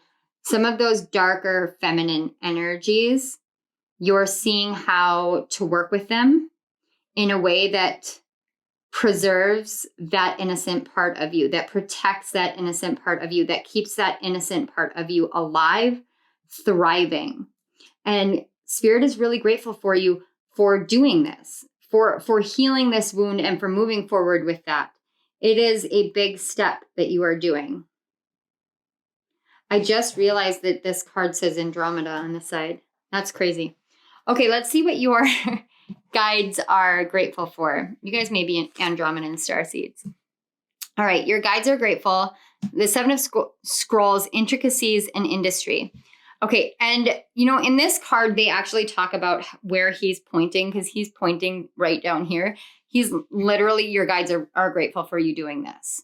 This protection stuff that you're doing from the internal, they're really grateful for you doing that, because there is something about you that is very unique, very intricate, that you're learning how to work with and bring forth into the world in a new way. Whatever new that you're doing, whatever new that you're building, you protecting it is absolutely what they have been calling you to do. And they are incredibly grateful that you have heeded their call.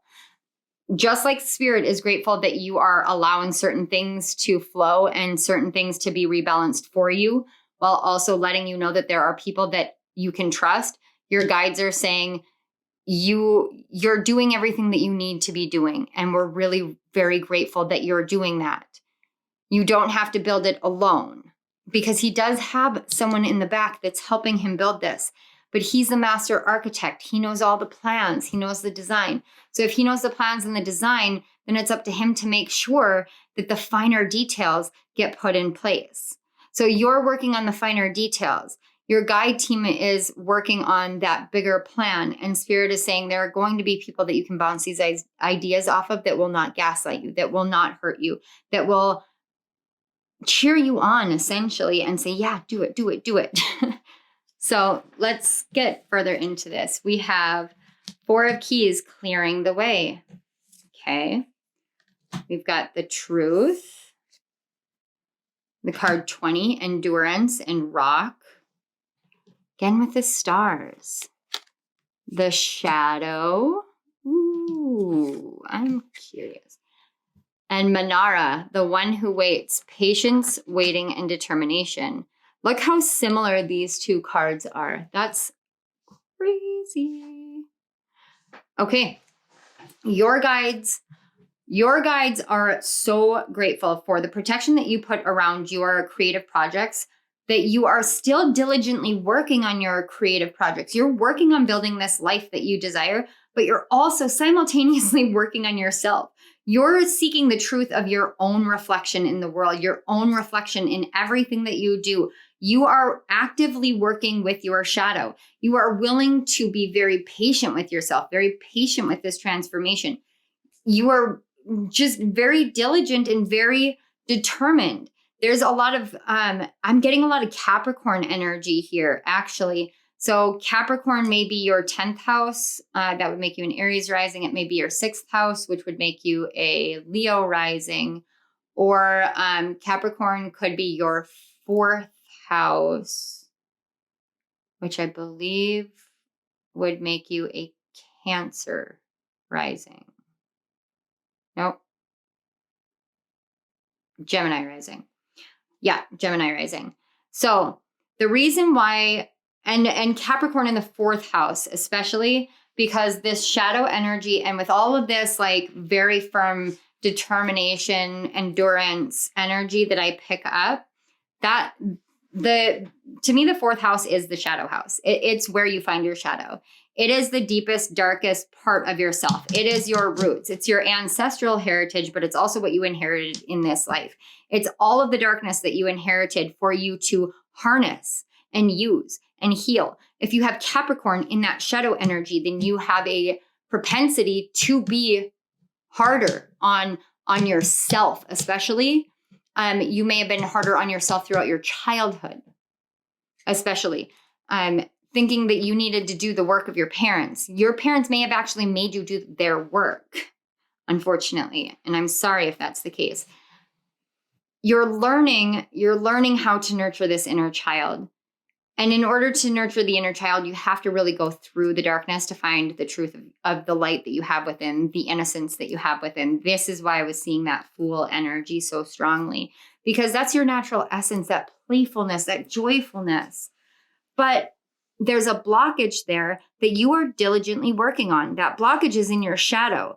And you are so determined and dedicated to working with your shadow that your guides are so, so grateful, because they see how, when I look at this intricacies card, the determination, the shadow, the clearing the way, It's like this right here, truth and endurance.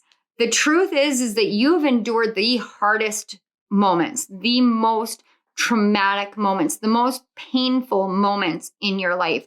You have endured and grown in and flourished in a life and a place that you never should have, but it was your nature to blossom.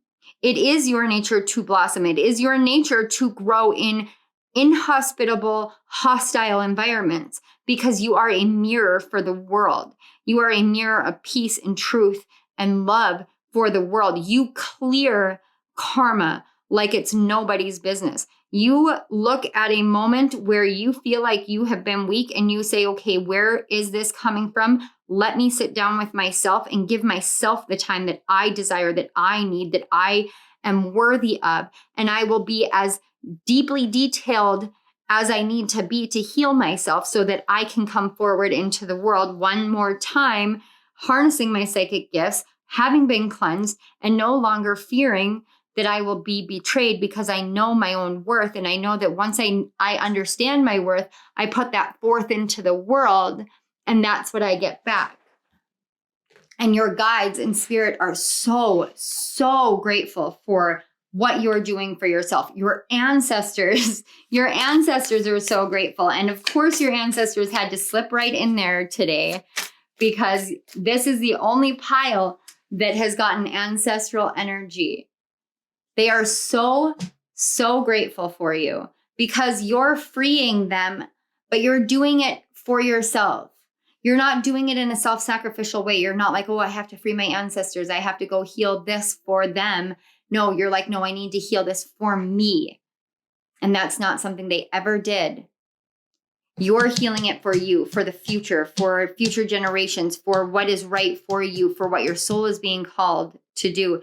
And that is such a beautiful truth.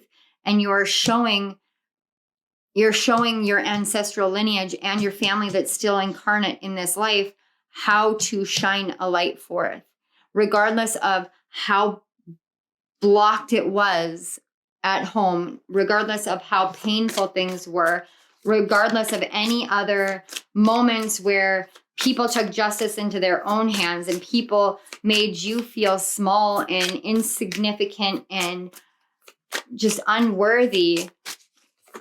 You have shown yourself the diligence and the love and the dedication and the determination that you desire. That's why I get such strong Capricorn energy. And you don't have to have that placement for this to resonate. That is simply the energy it feels like. So spirit and spirit guides for pile 3. What additional messages do you have? Messages of gratitude, messages of awareness, messages of love. We have wisdom of the Magi, mental clarity. Look at how much this is. There's this energy of you're finally getting it. You're finally getting there. You know it. You know the truth. You have the truth in your hands. The truth is you. You are the truth. We are so grateful for what you know. We are so grateful for what you bring forth for so many. Yes, sensitivity and strength, tapping the forces within. You see, you have harnessed your inner strength. The card 30 is soulful appreciation, heartfelt gratitude. I could not have asked for a better card to come out for you guys. This is beautiful. They're so grateful that you are doing everything that you're doing to clear your mind, to clear that mental space so that you don't live in this operational mode of everybody is trying to harm me. I can't trust anybody. But instead, going back to that fool energy, going back to that innocent energy, that youthfulness, that naivety, and saying, okay, let's be this way without the naivety. Let's be this way and understand the worth and the value that we hold so that no one can tell us what we are or are not. No one can tell us what we can or cannot do. No one can tell us anything that we do not already know. And then you just open yourself up for that balance to come in, because it's time for the scales to be balanced and you've already released it to spirit. So feel grateful for the rebalancing that's happening. Feel grateful for everything that's coming in, because what's coming in is the rebalance for all the things that had to leave, all the things that had to be cut away and burned away, and all the thorns that you had to grow. All of this feels, spirit's like, please feel our gratitude. Feel the gratitude that we have for you in this moment, for it is in this moment that you can really, truly feel how much you have helped us, how much you have done for so many. And it is through what you have done that your life is now being rebalanced, because we want to give back to you. We want to give to you. So please, please feel that gratitude that we feel for you. Feel it for yourself. You give us gratitude all the time. It's time for you to receive. Receive this appreciation, receive this gratitude, and know all the way deep within the core of your being that this is something that you are worthy of, that you are meant for, that you are receiving because it's your time to receive it. You have this ability to clear your mind space through the shadow, clear it away, find that clarity, and know that you have this power within. And the power that you have within is sourced directly from your heart and your gratitude. So let us pour that gratitude back into you today. I just saw 3311 on the clock.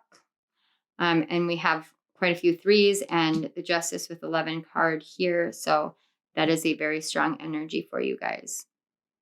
All right, you guys, I'm going to leave you here. This is all I'm seeing. Pile 3, I want to say thank you so much. Thank you for being here. Thank you to your guides and my guides for facilitating the connection between our energies. Thank you so much to Spirit for bringing forth these energies through my filter, through my awareness, so that I could bring them forth for pile 3. They were beautiful, such loving, wonderful energy, and such strong, resilient souls. And I am so grateful that I was able to bring these messages forth. I also want to say thank you so much to Odessa for doing this collaboration with me. It was such an honor to work with her and, have this friendship and connection with her. I am just deeply, deeply grateful. So thank you so much. All right. Pile 3, if this resonated, please hit that like button, subscribe to my channel. Don't forget to hit the notification bell so you get notified every time I upload a video. Down in the description box below, you will find links to my second YouTube channel. It's Chemistry with Kismet Tarot Rising Sign Messages. I am taking the rising sign messages and moving them onto a new channel and having this one be specific for pick a card guidance readings. And on that channel, I am actually going to break them down into weekly videos for each of the rising signs and the moon phases. Instead of doing like one dump on your guys' shoulders, I'm going to piece it apart so that it's easier to do. It's like bite-sized energetic living. It's really great. So definitely check that out. Subscribe to that channel. That way you guys get all the updates. And there's also links to my author page, links to donate to my channel, and links to book a personal reading with me, as well as don't forget to go and check out Odessa's reading if you haven't already. She's such an amazing, amazing soul sister, and I love her so much. So definitely go check her out. All right, you guys, I love you all. I love you so much. Thank you so much. I will see you next time. Bye. Love you. Hello, pile 4. If you chose the final card, the Orlite 23, and the Runestone Hagalaz or Hail, this is the message for you, all about how and why Spirit and your spirit guides are grateful for you. I want to start with the energy that is with the card and the Runestone. Pile 4, you are the only pile where I didn't get any channeled energies. I didn't get any channeled messages to kind of kickstart the energy reading here. If you are familiar to my channel, you know that oftentimes I will spend some time with the energies, with the crystals, with the runes, with the piles, and I will get in touch with your guides and channel messages and have these automatically written channeled messages ready prior to filming. Today's energy was not that. And the reason for that actually is because of both the Auralite 23 energy as well as the Hagalaz rune blended together. The Hagalaz rune, Hail, it actually talks about the seed of becoming. Both of these energies, the crystal and the rune stone, both talk about something being made manifest. It's the seed that gets planted in order to become. This is about your dreams. This is about your destiny. This is about the light that you have within you shining into the world. This is all about what your new beginning is going to be.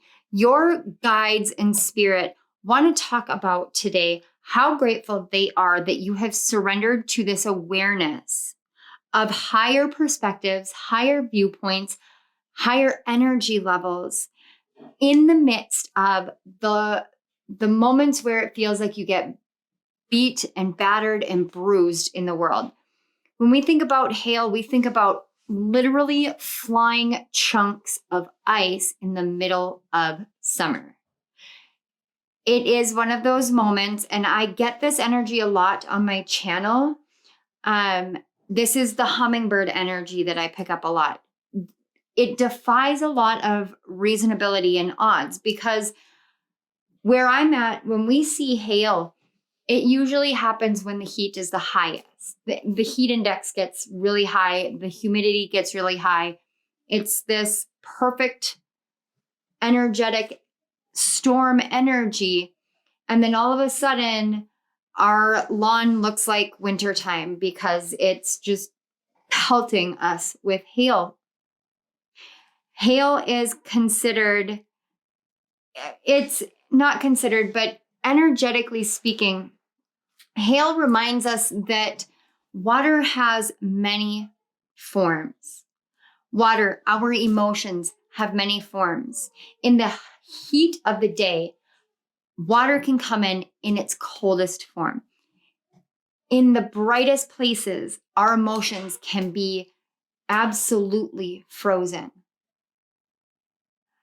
However, there are times when we realize what this means and we allow it to be a seed, because that moment, that singular moment of it being frozen on such a hot day means that it will melt and it will turn into flow.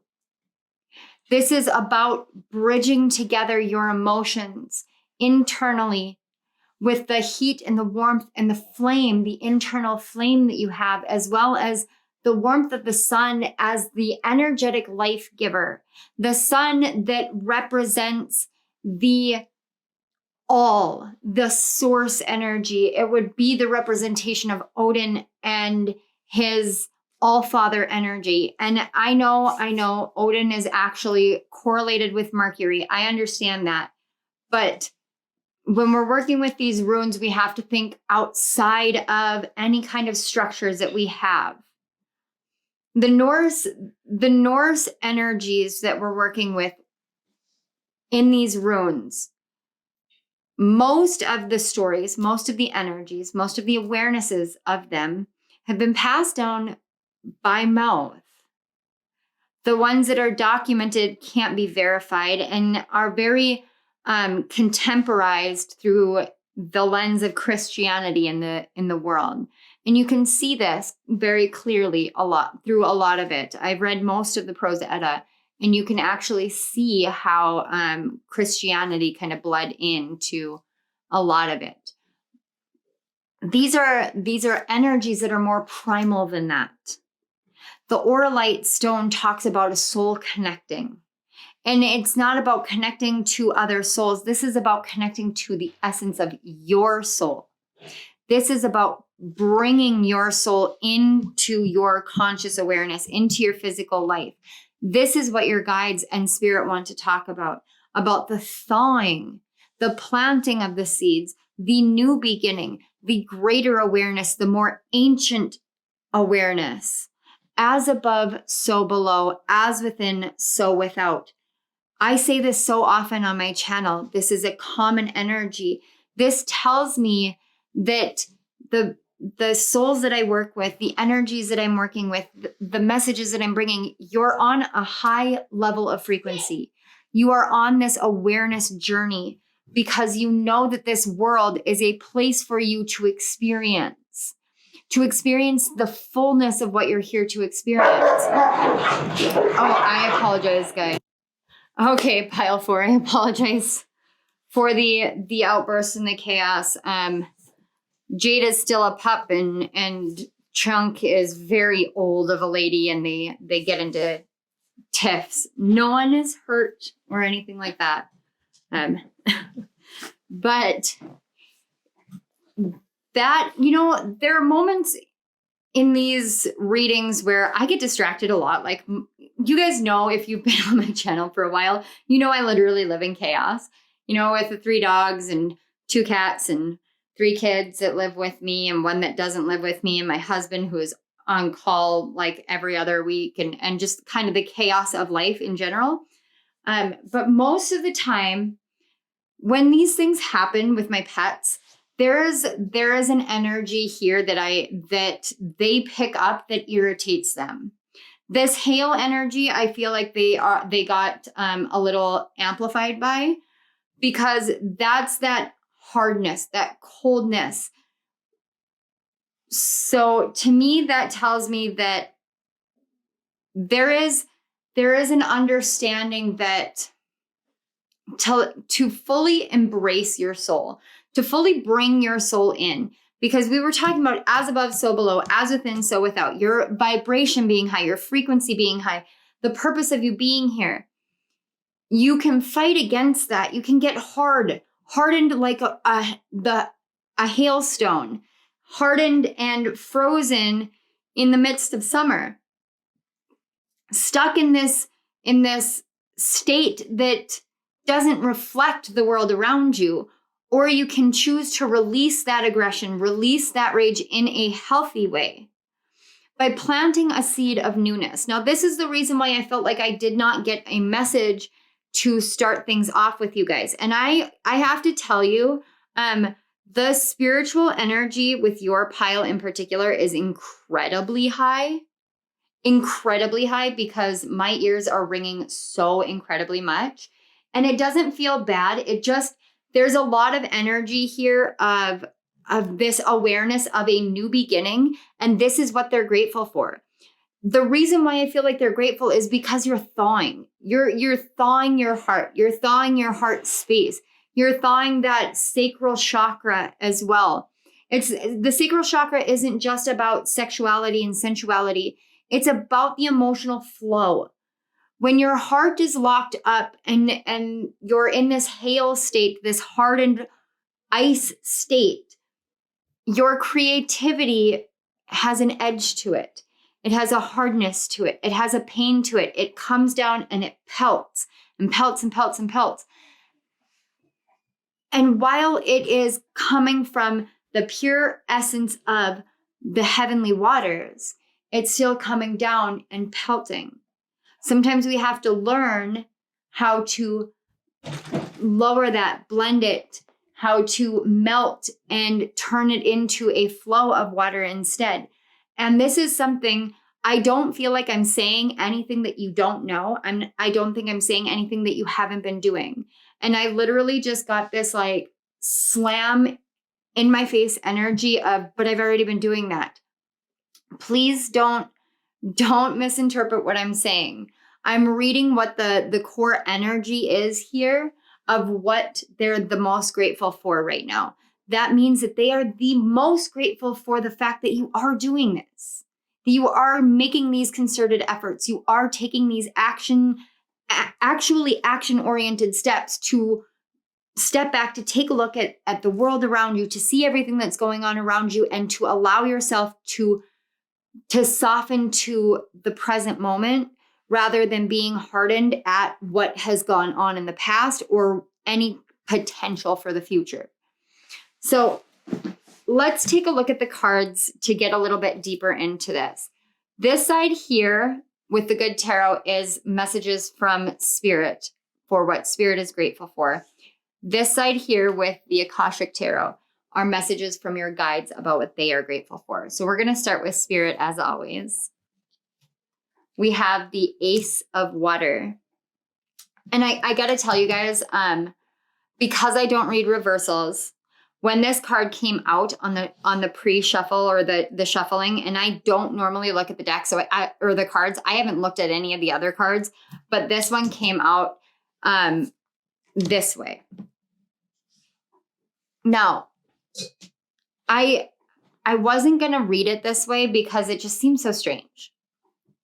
So the Ace of Water or the Ace of Cups in reverse is like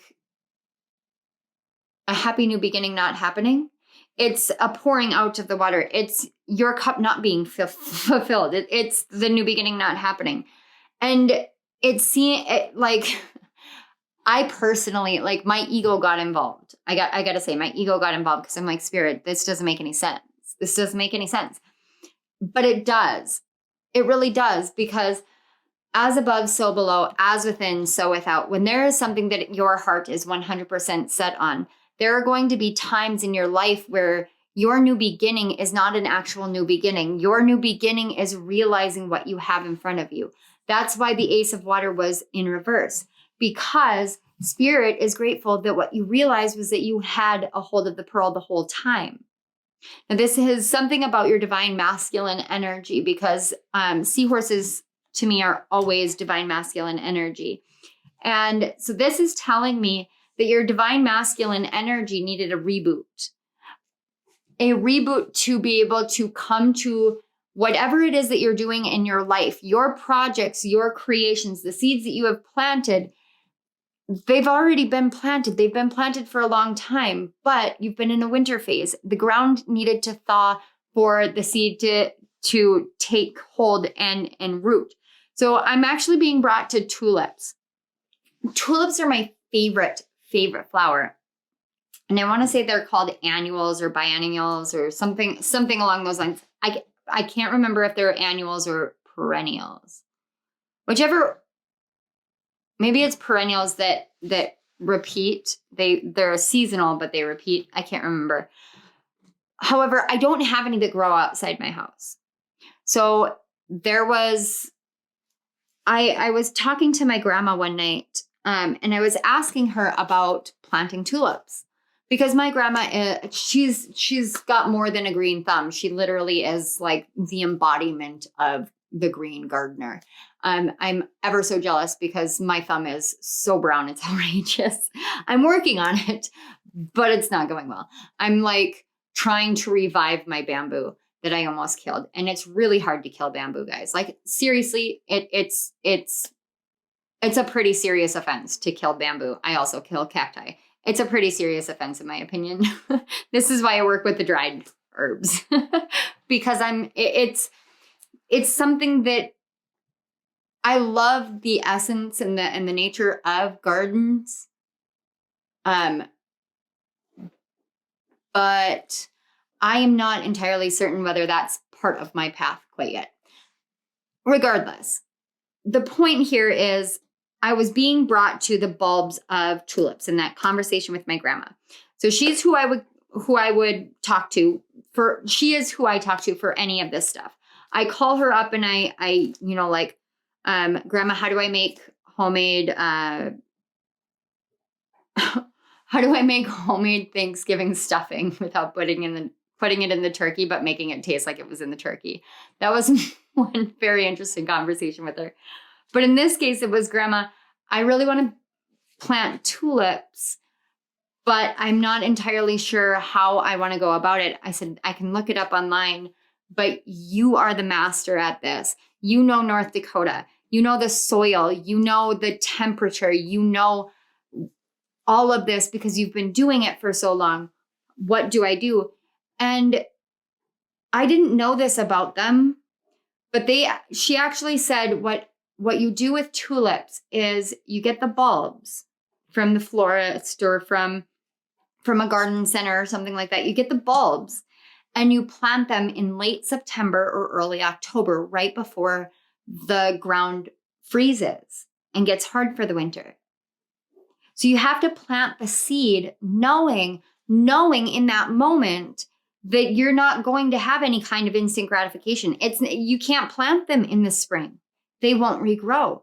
They have to be planted a certain way because of the nature of the flower. You want the flower to be there, to blossom, to grow, and then to come back every year. You have to follow its natural patterning, its natural cycle. And when we realize that sometimes what we are doing is planting a seed that needs to rest in a winter phase. And the divine masculine can get very uncomfortable with this.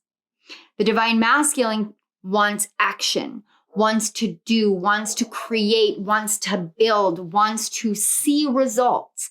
The divine masculine is that outer energy. But we have to plant the seeds internally and allow them to grow. Now, the reason why this is so important is because you were never meant for this new beginning to be a completely new seed. For this seed has been planted already, and then you were put into a winter phase. So this seed is internal. It's within you. You have it in your hand or your tail, so to speak. But this is, again, the seahorse. This is about you learning a new way of interacting with your divine masculine.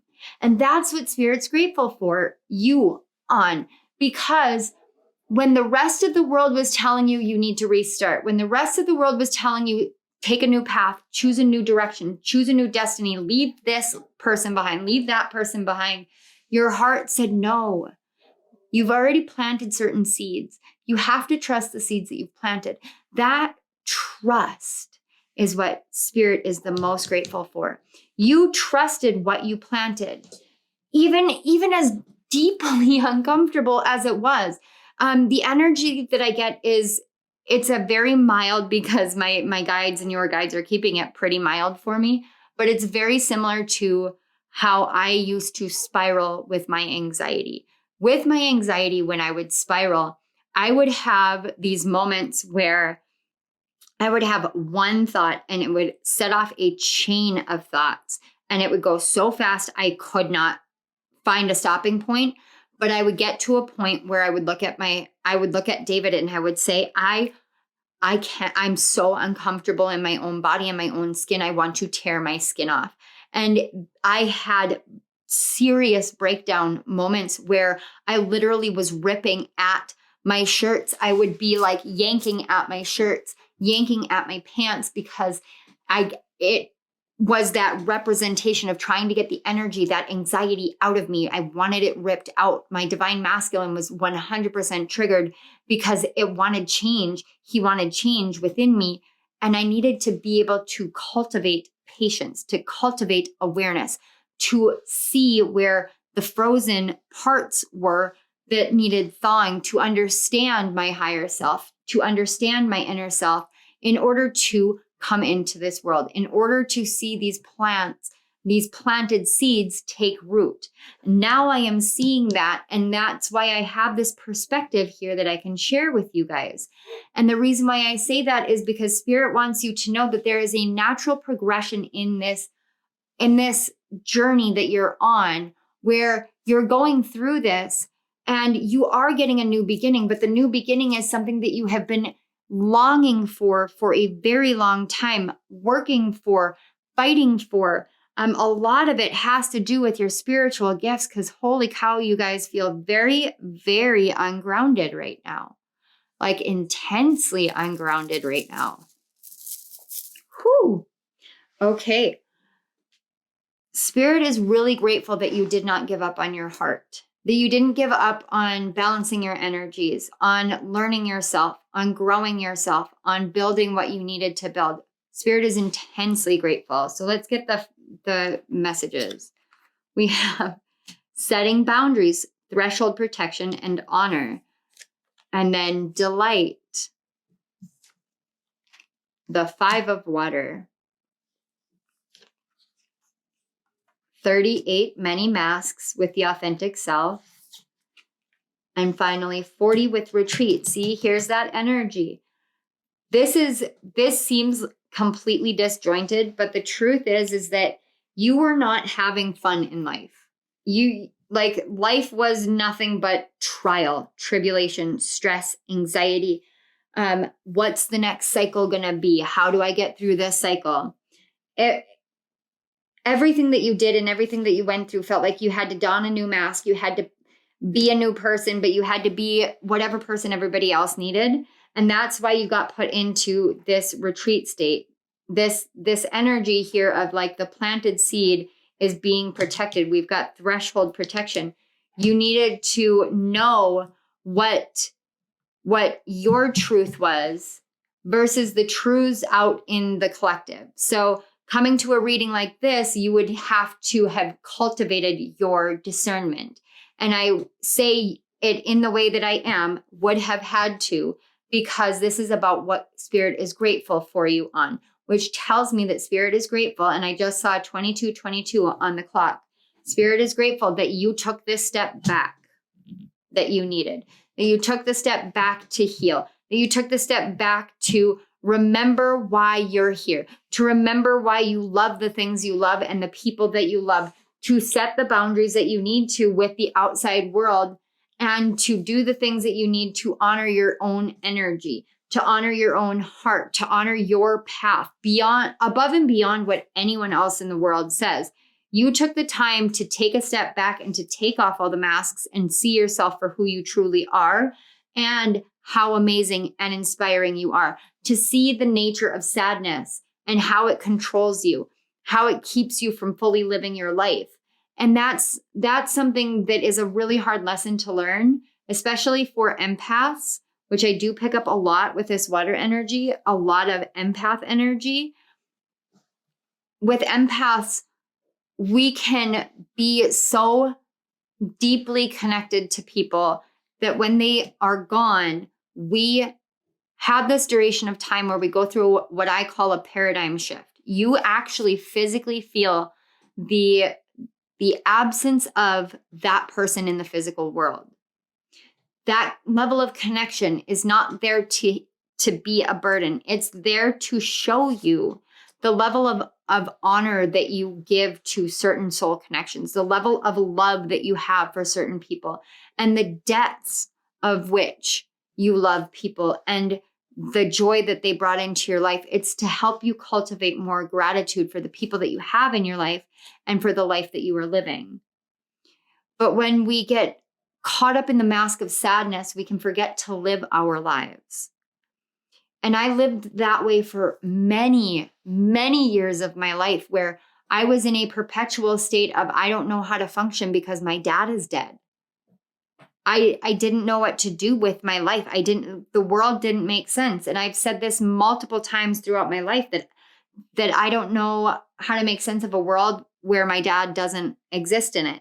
You just get used to it. But I'm realizing more and more, and I have healed this wound, that we can focus on the loss or we can focus on the light.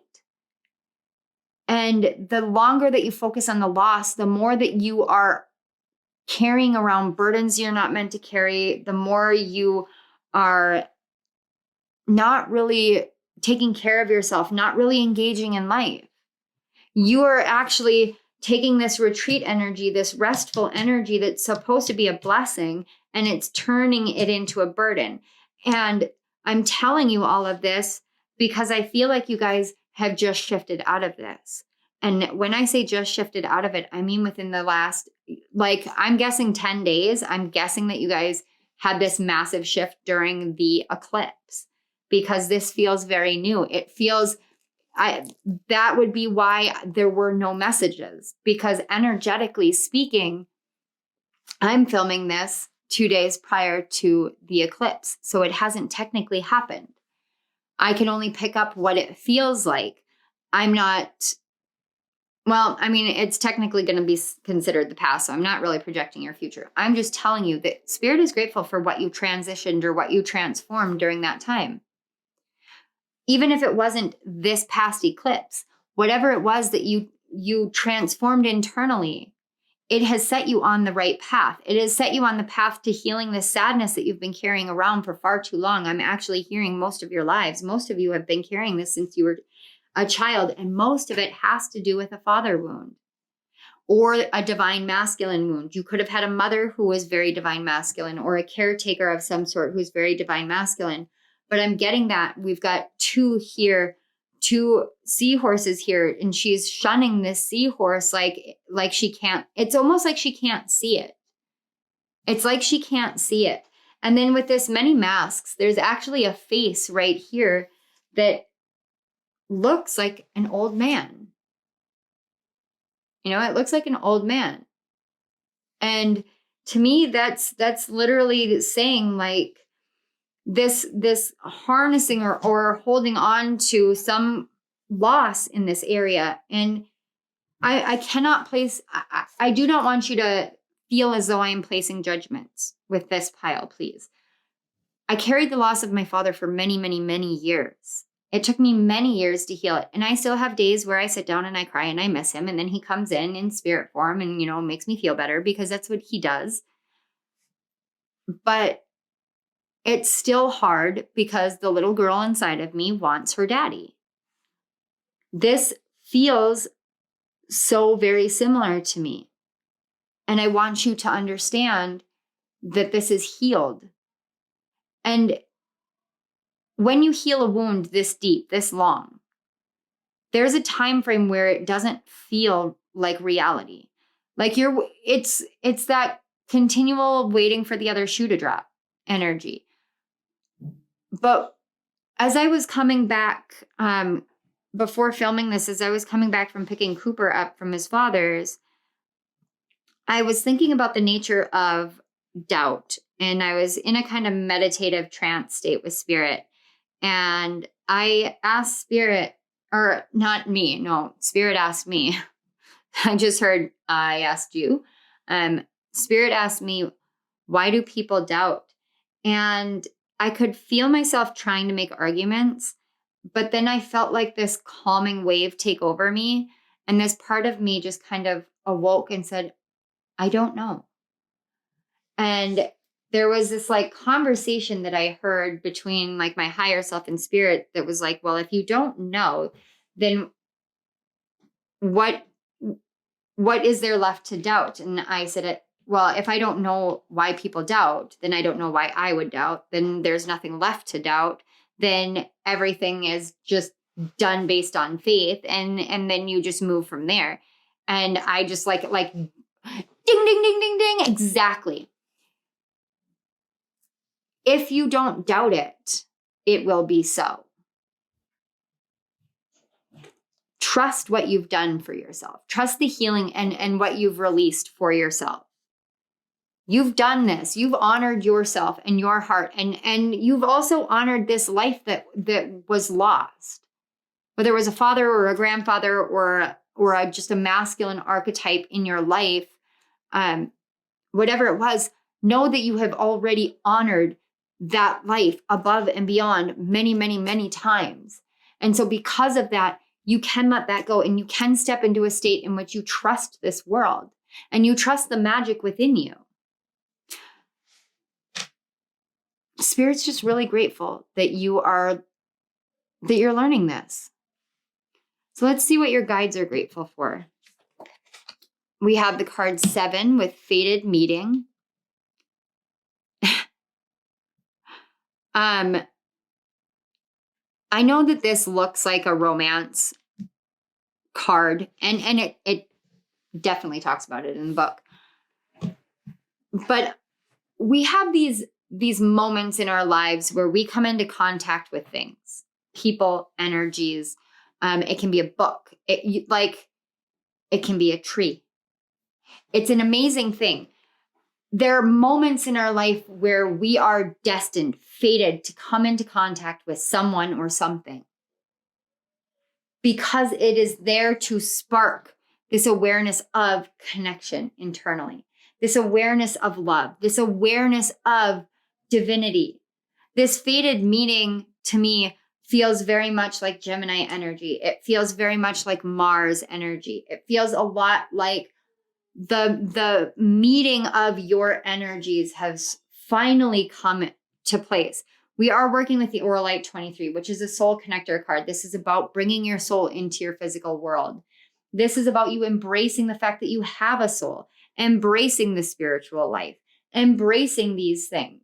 It's not an easy journey when you start out, and especially when you're in that hail energy and you just don't want to thaw out, because a life that you have experienced prior to this has been filled with sadness. It's been filled with loss. It's been filled with hardships. It's been filled with so many people wearing so many masks and you having to wear so many masks that you're not entirely sure who is what and what is where and who you are.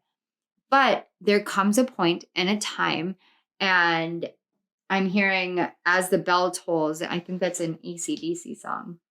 That's interesting. I don't even know the lyrics to that, but there comes a time where you don't realize it at the moment, but everything happens in divine order. Everything happens in divine timing. Everything happens how it's meant to happen. And it happens in the time it's meant to happen in order to keep you where you're meant to be. We all have soul contracts. We all come down here to do certain things, but we're the ones that decide what we do with the soul contracts, how we work the soul contracts, and what contracts are the ones that are truly right. Your energy feels like it went through a massive test surrounding fated meetings, surrounding people. And it's based off of a loss in the past, a loss that's been pervasive that makes you not want to connect.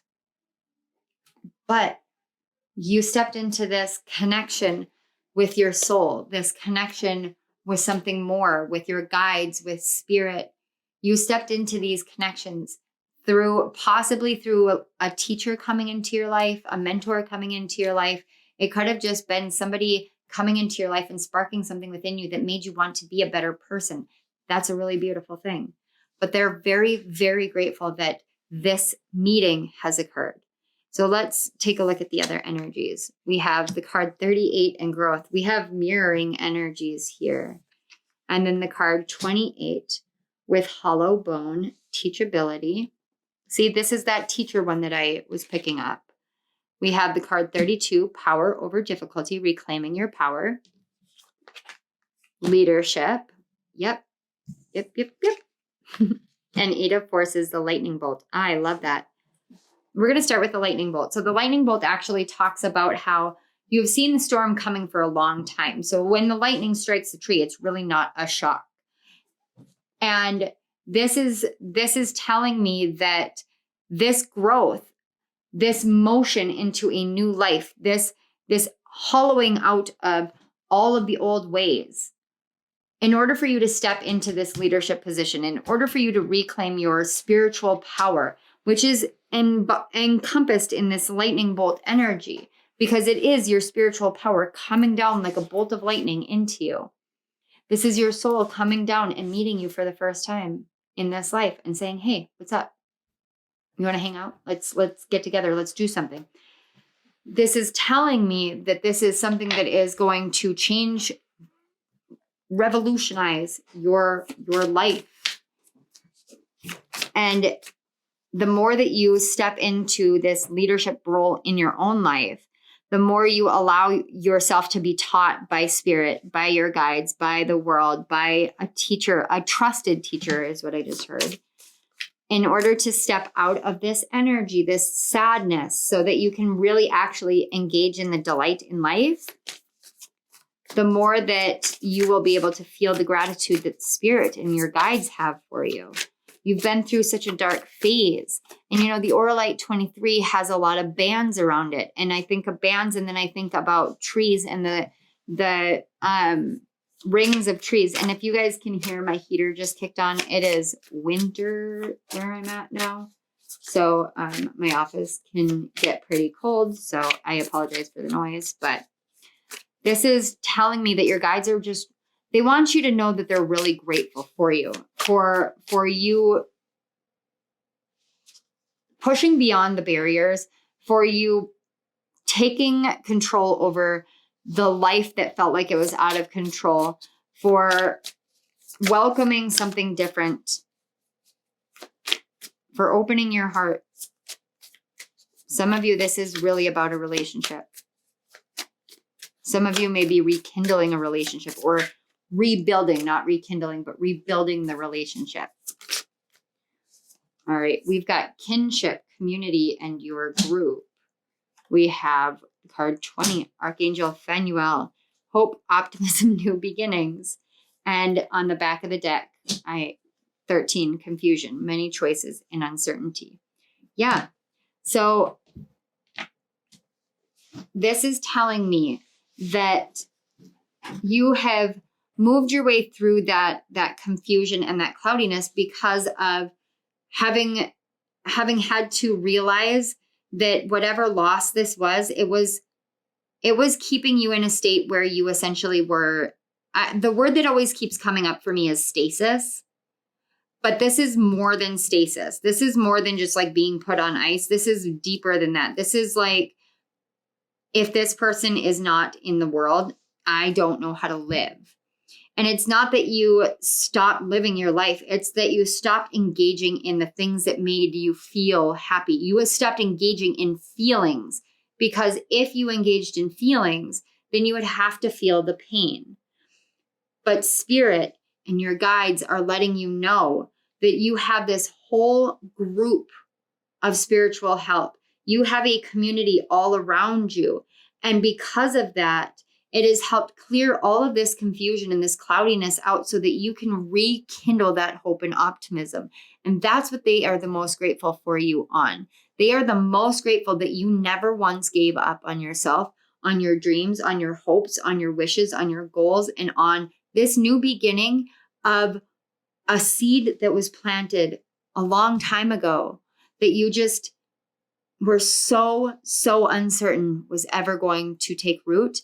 It has taken root, and it is safe to trust it. Wow, this was, for not having a channel message in the beginning, you guys really, like, this was a very deep and intense energy, and definitely a different energy than what I picked up on my channel before. So I definitely want to say thank you so much for being here. I want to say thank you to your guides and my guides for facilitating the connection between our energies. I want to say thank you so much to Spirit. Spirit, thank you for using me as a filter so that through my experiences, I can help reach those who are newly awakening, those who are going through ascensions, those who are going through hardships, so that they understand that there is a place in this world for them, so they understand that this world is not an unkind place to them, and so that they understand that this is an experience and a life that they are meant to harness and live to the fullest. And through our work together, we can help remind them of that. And that makes me feel deeply, deeply joyful, deeply grateful, and deeply purposeful. So thank you very much, Spirit. Pile 4. If this resonated, please do all the YouTubey things. Like the video, subscribe to my channel, hit the notification bell so you don't miss any of my upcoming videos. Down in the description box below, you will find a link to my second channel. It's a new channel. It's Chemistry with Kismet Tarot, Rising Sign Messages. And I am actually taking my rising sign messages and I'm breaking them down into weekly messages based off the moon phase so that it's easier to work with the energies in action in the present moment rather than trying to watch a video and then take notes or whatever. I just wanted to make it a more simplified way of working with the energies for you guys. So that is down there. Definitely make sure that you go check that channel out, subscribe to the channel. You'll also find links down in the description box for my author page on Amazon, as well as links to donate to my channel and links to book a personal reading with me. And don't forget to check out Odessa's reading, and her link will be in the description box. And I do want to give a huge shout out and thanks to her because, man, this has been such a profound experience. And I love doing these collaboration videos. I love doing these. I think that they are like the greatest thing since sliced bread. When tarot channels come together and bring forth messages of healing, the impact of the energies and the messages and the purpose of bringing forth healing and greater awareness really does take hold and spread out further. So Odessa, babe, thank you so much. I love you so much. And I am so ever so grateful for your friendship in my life. And you know how hard that was for me. So, all right, pile 4. Thank you again for being here. I am sending you guys so much love, and I will see you at my next reading. I love you all. Bye.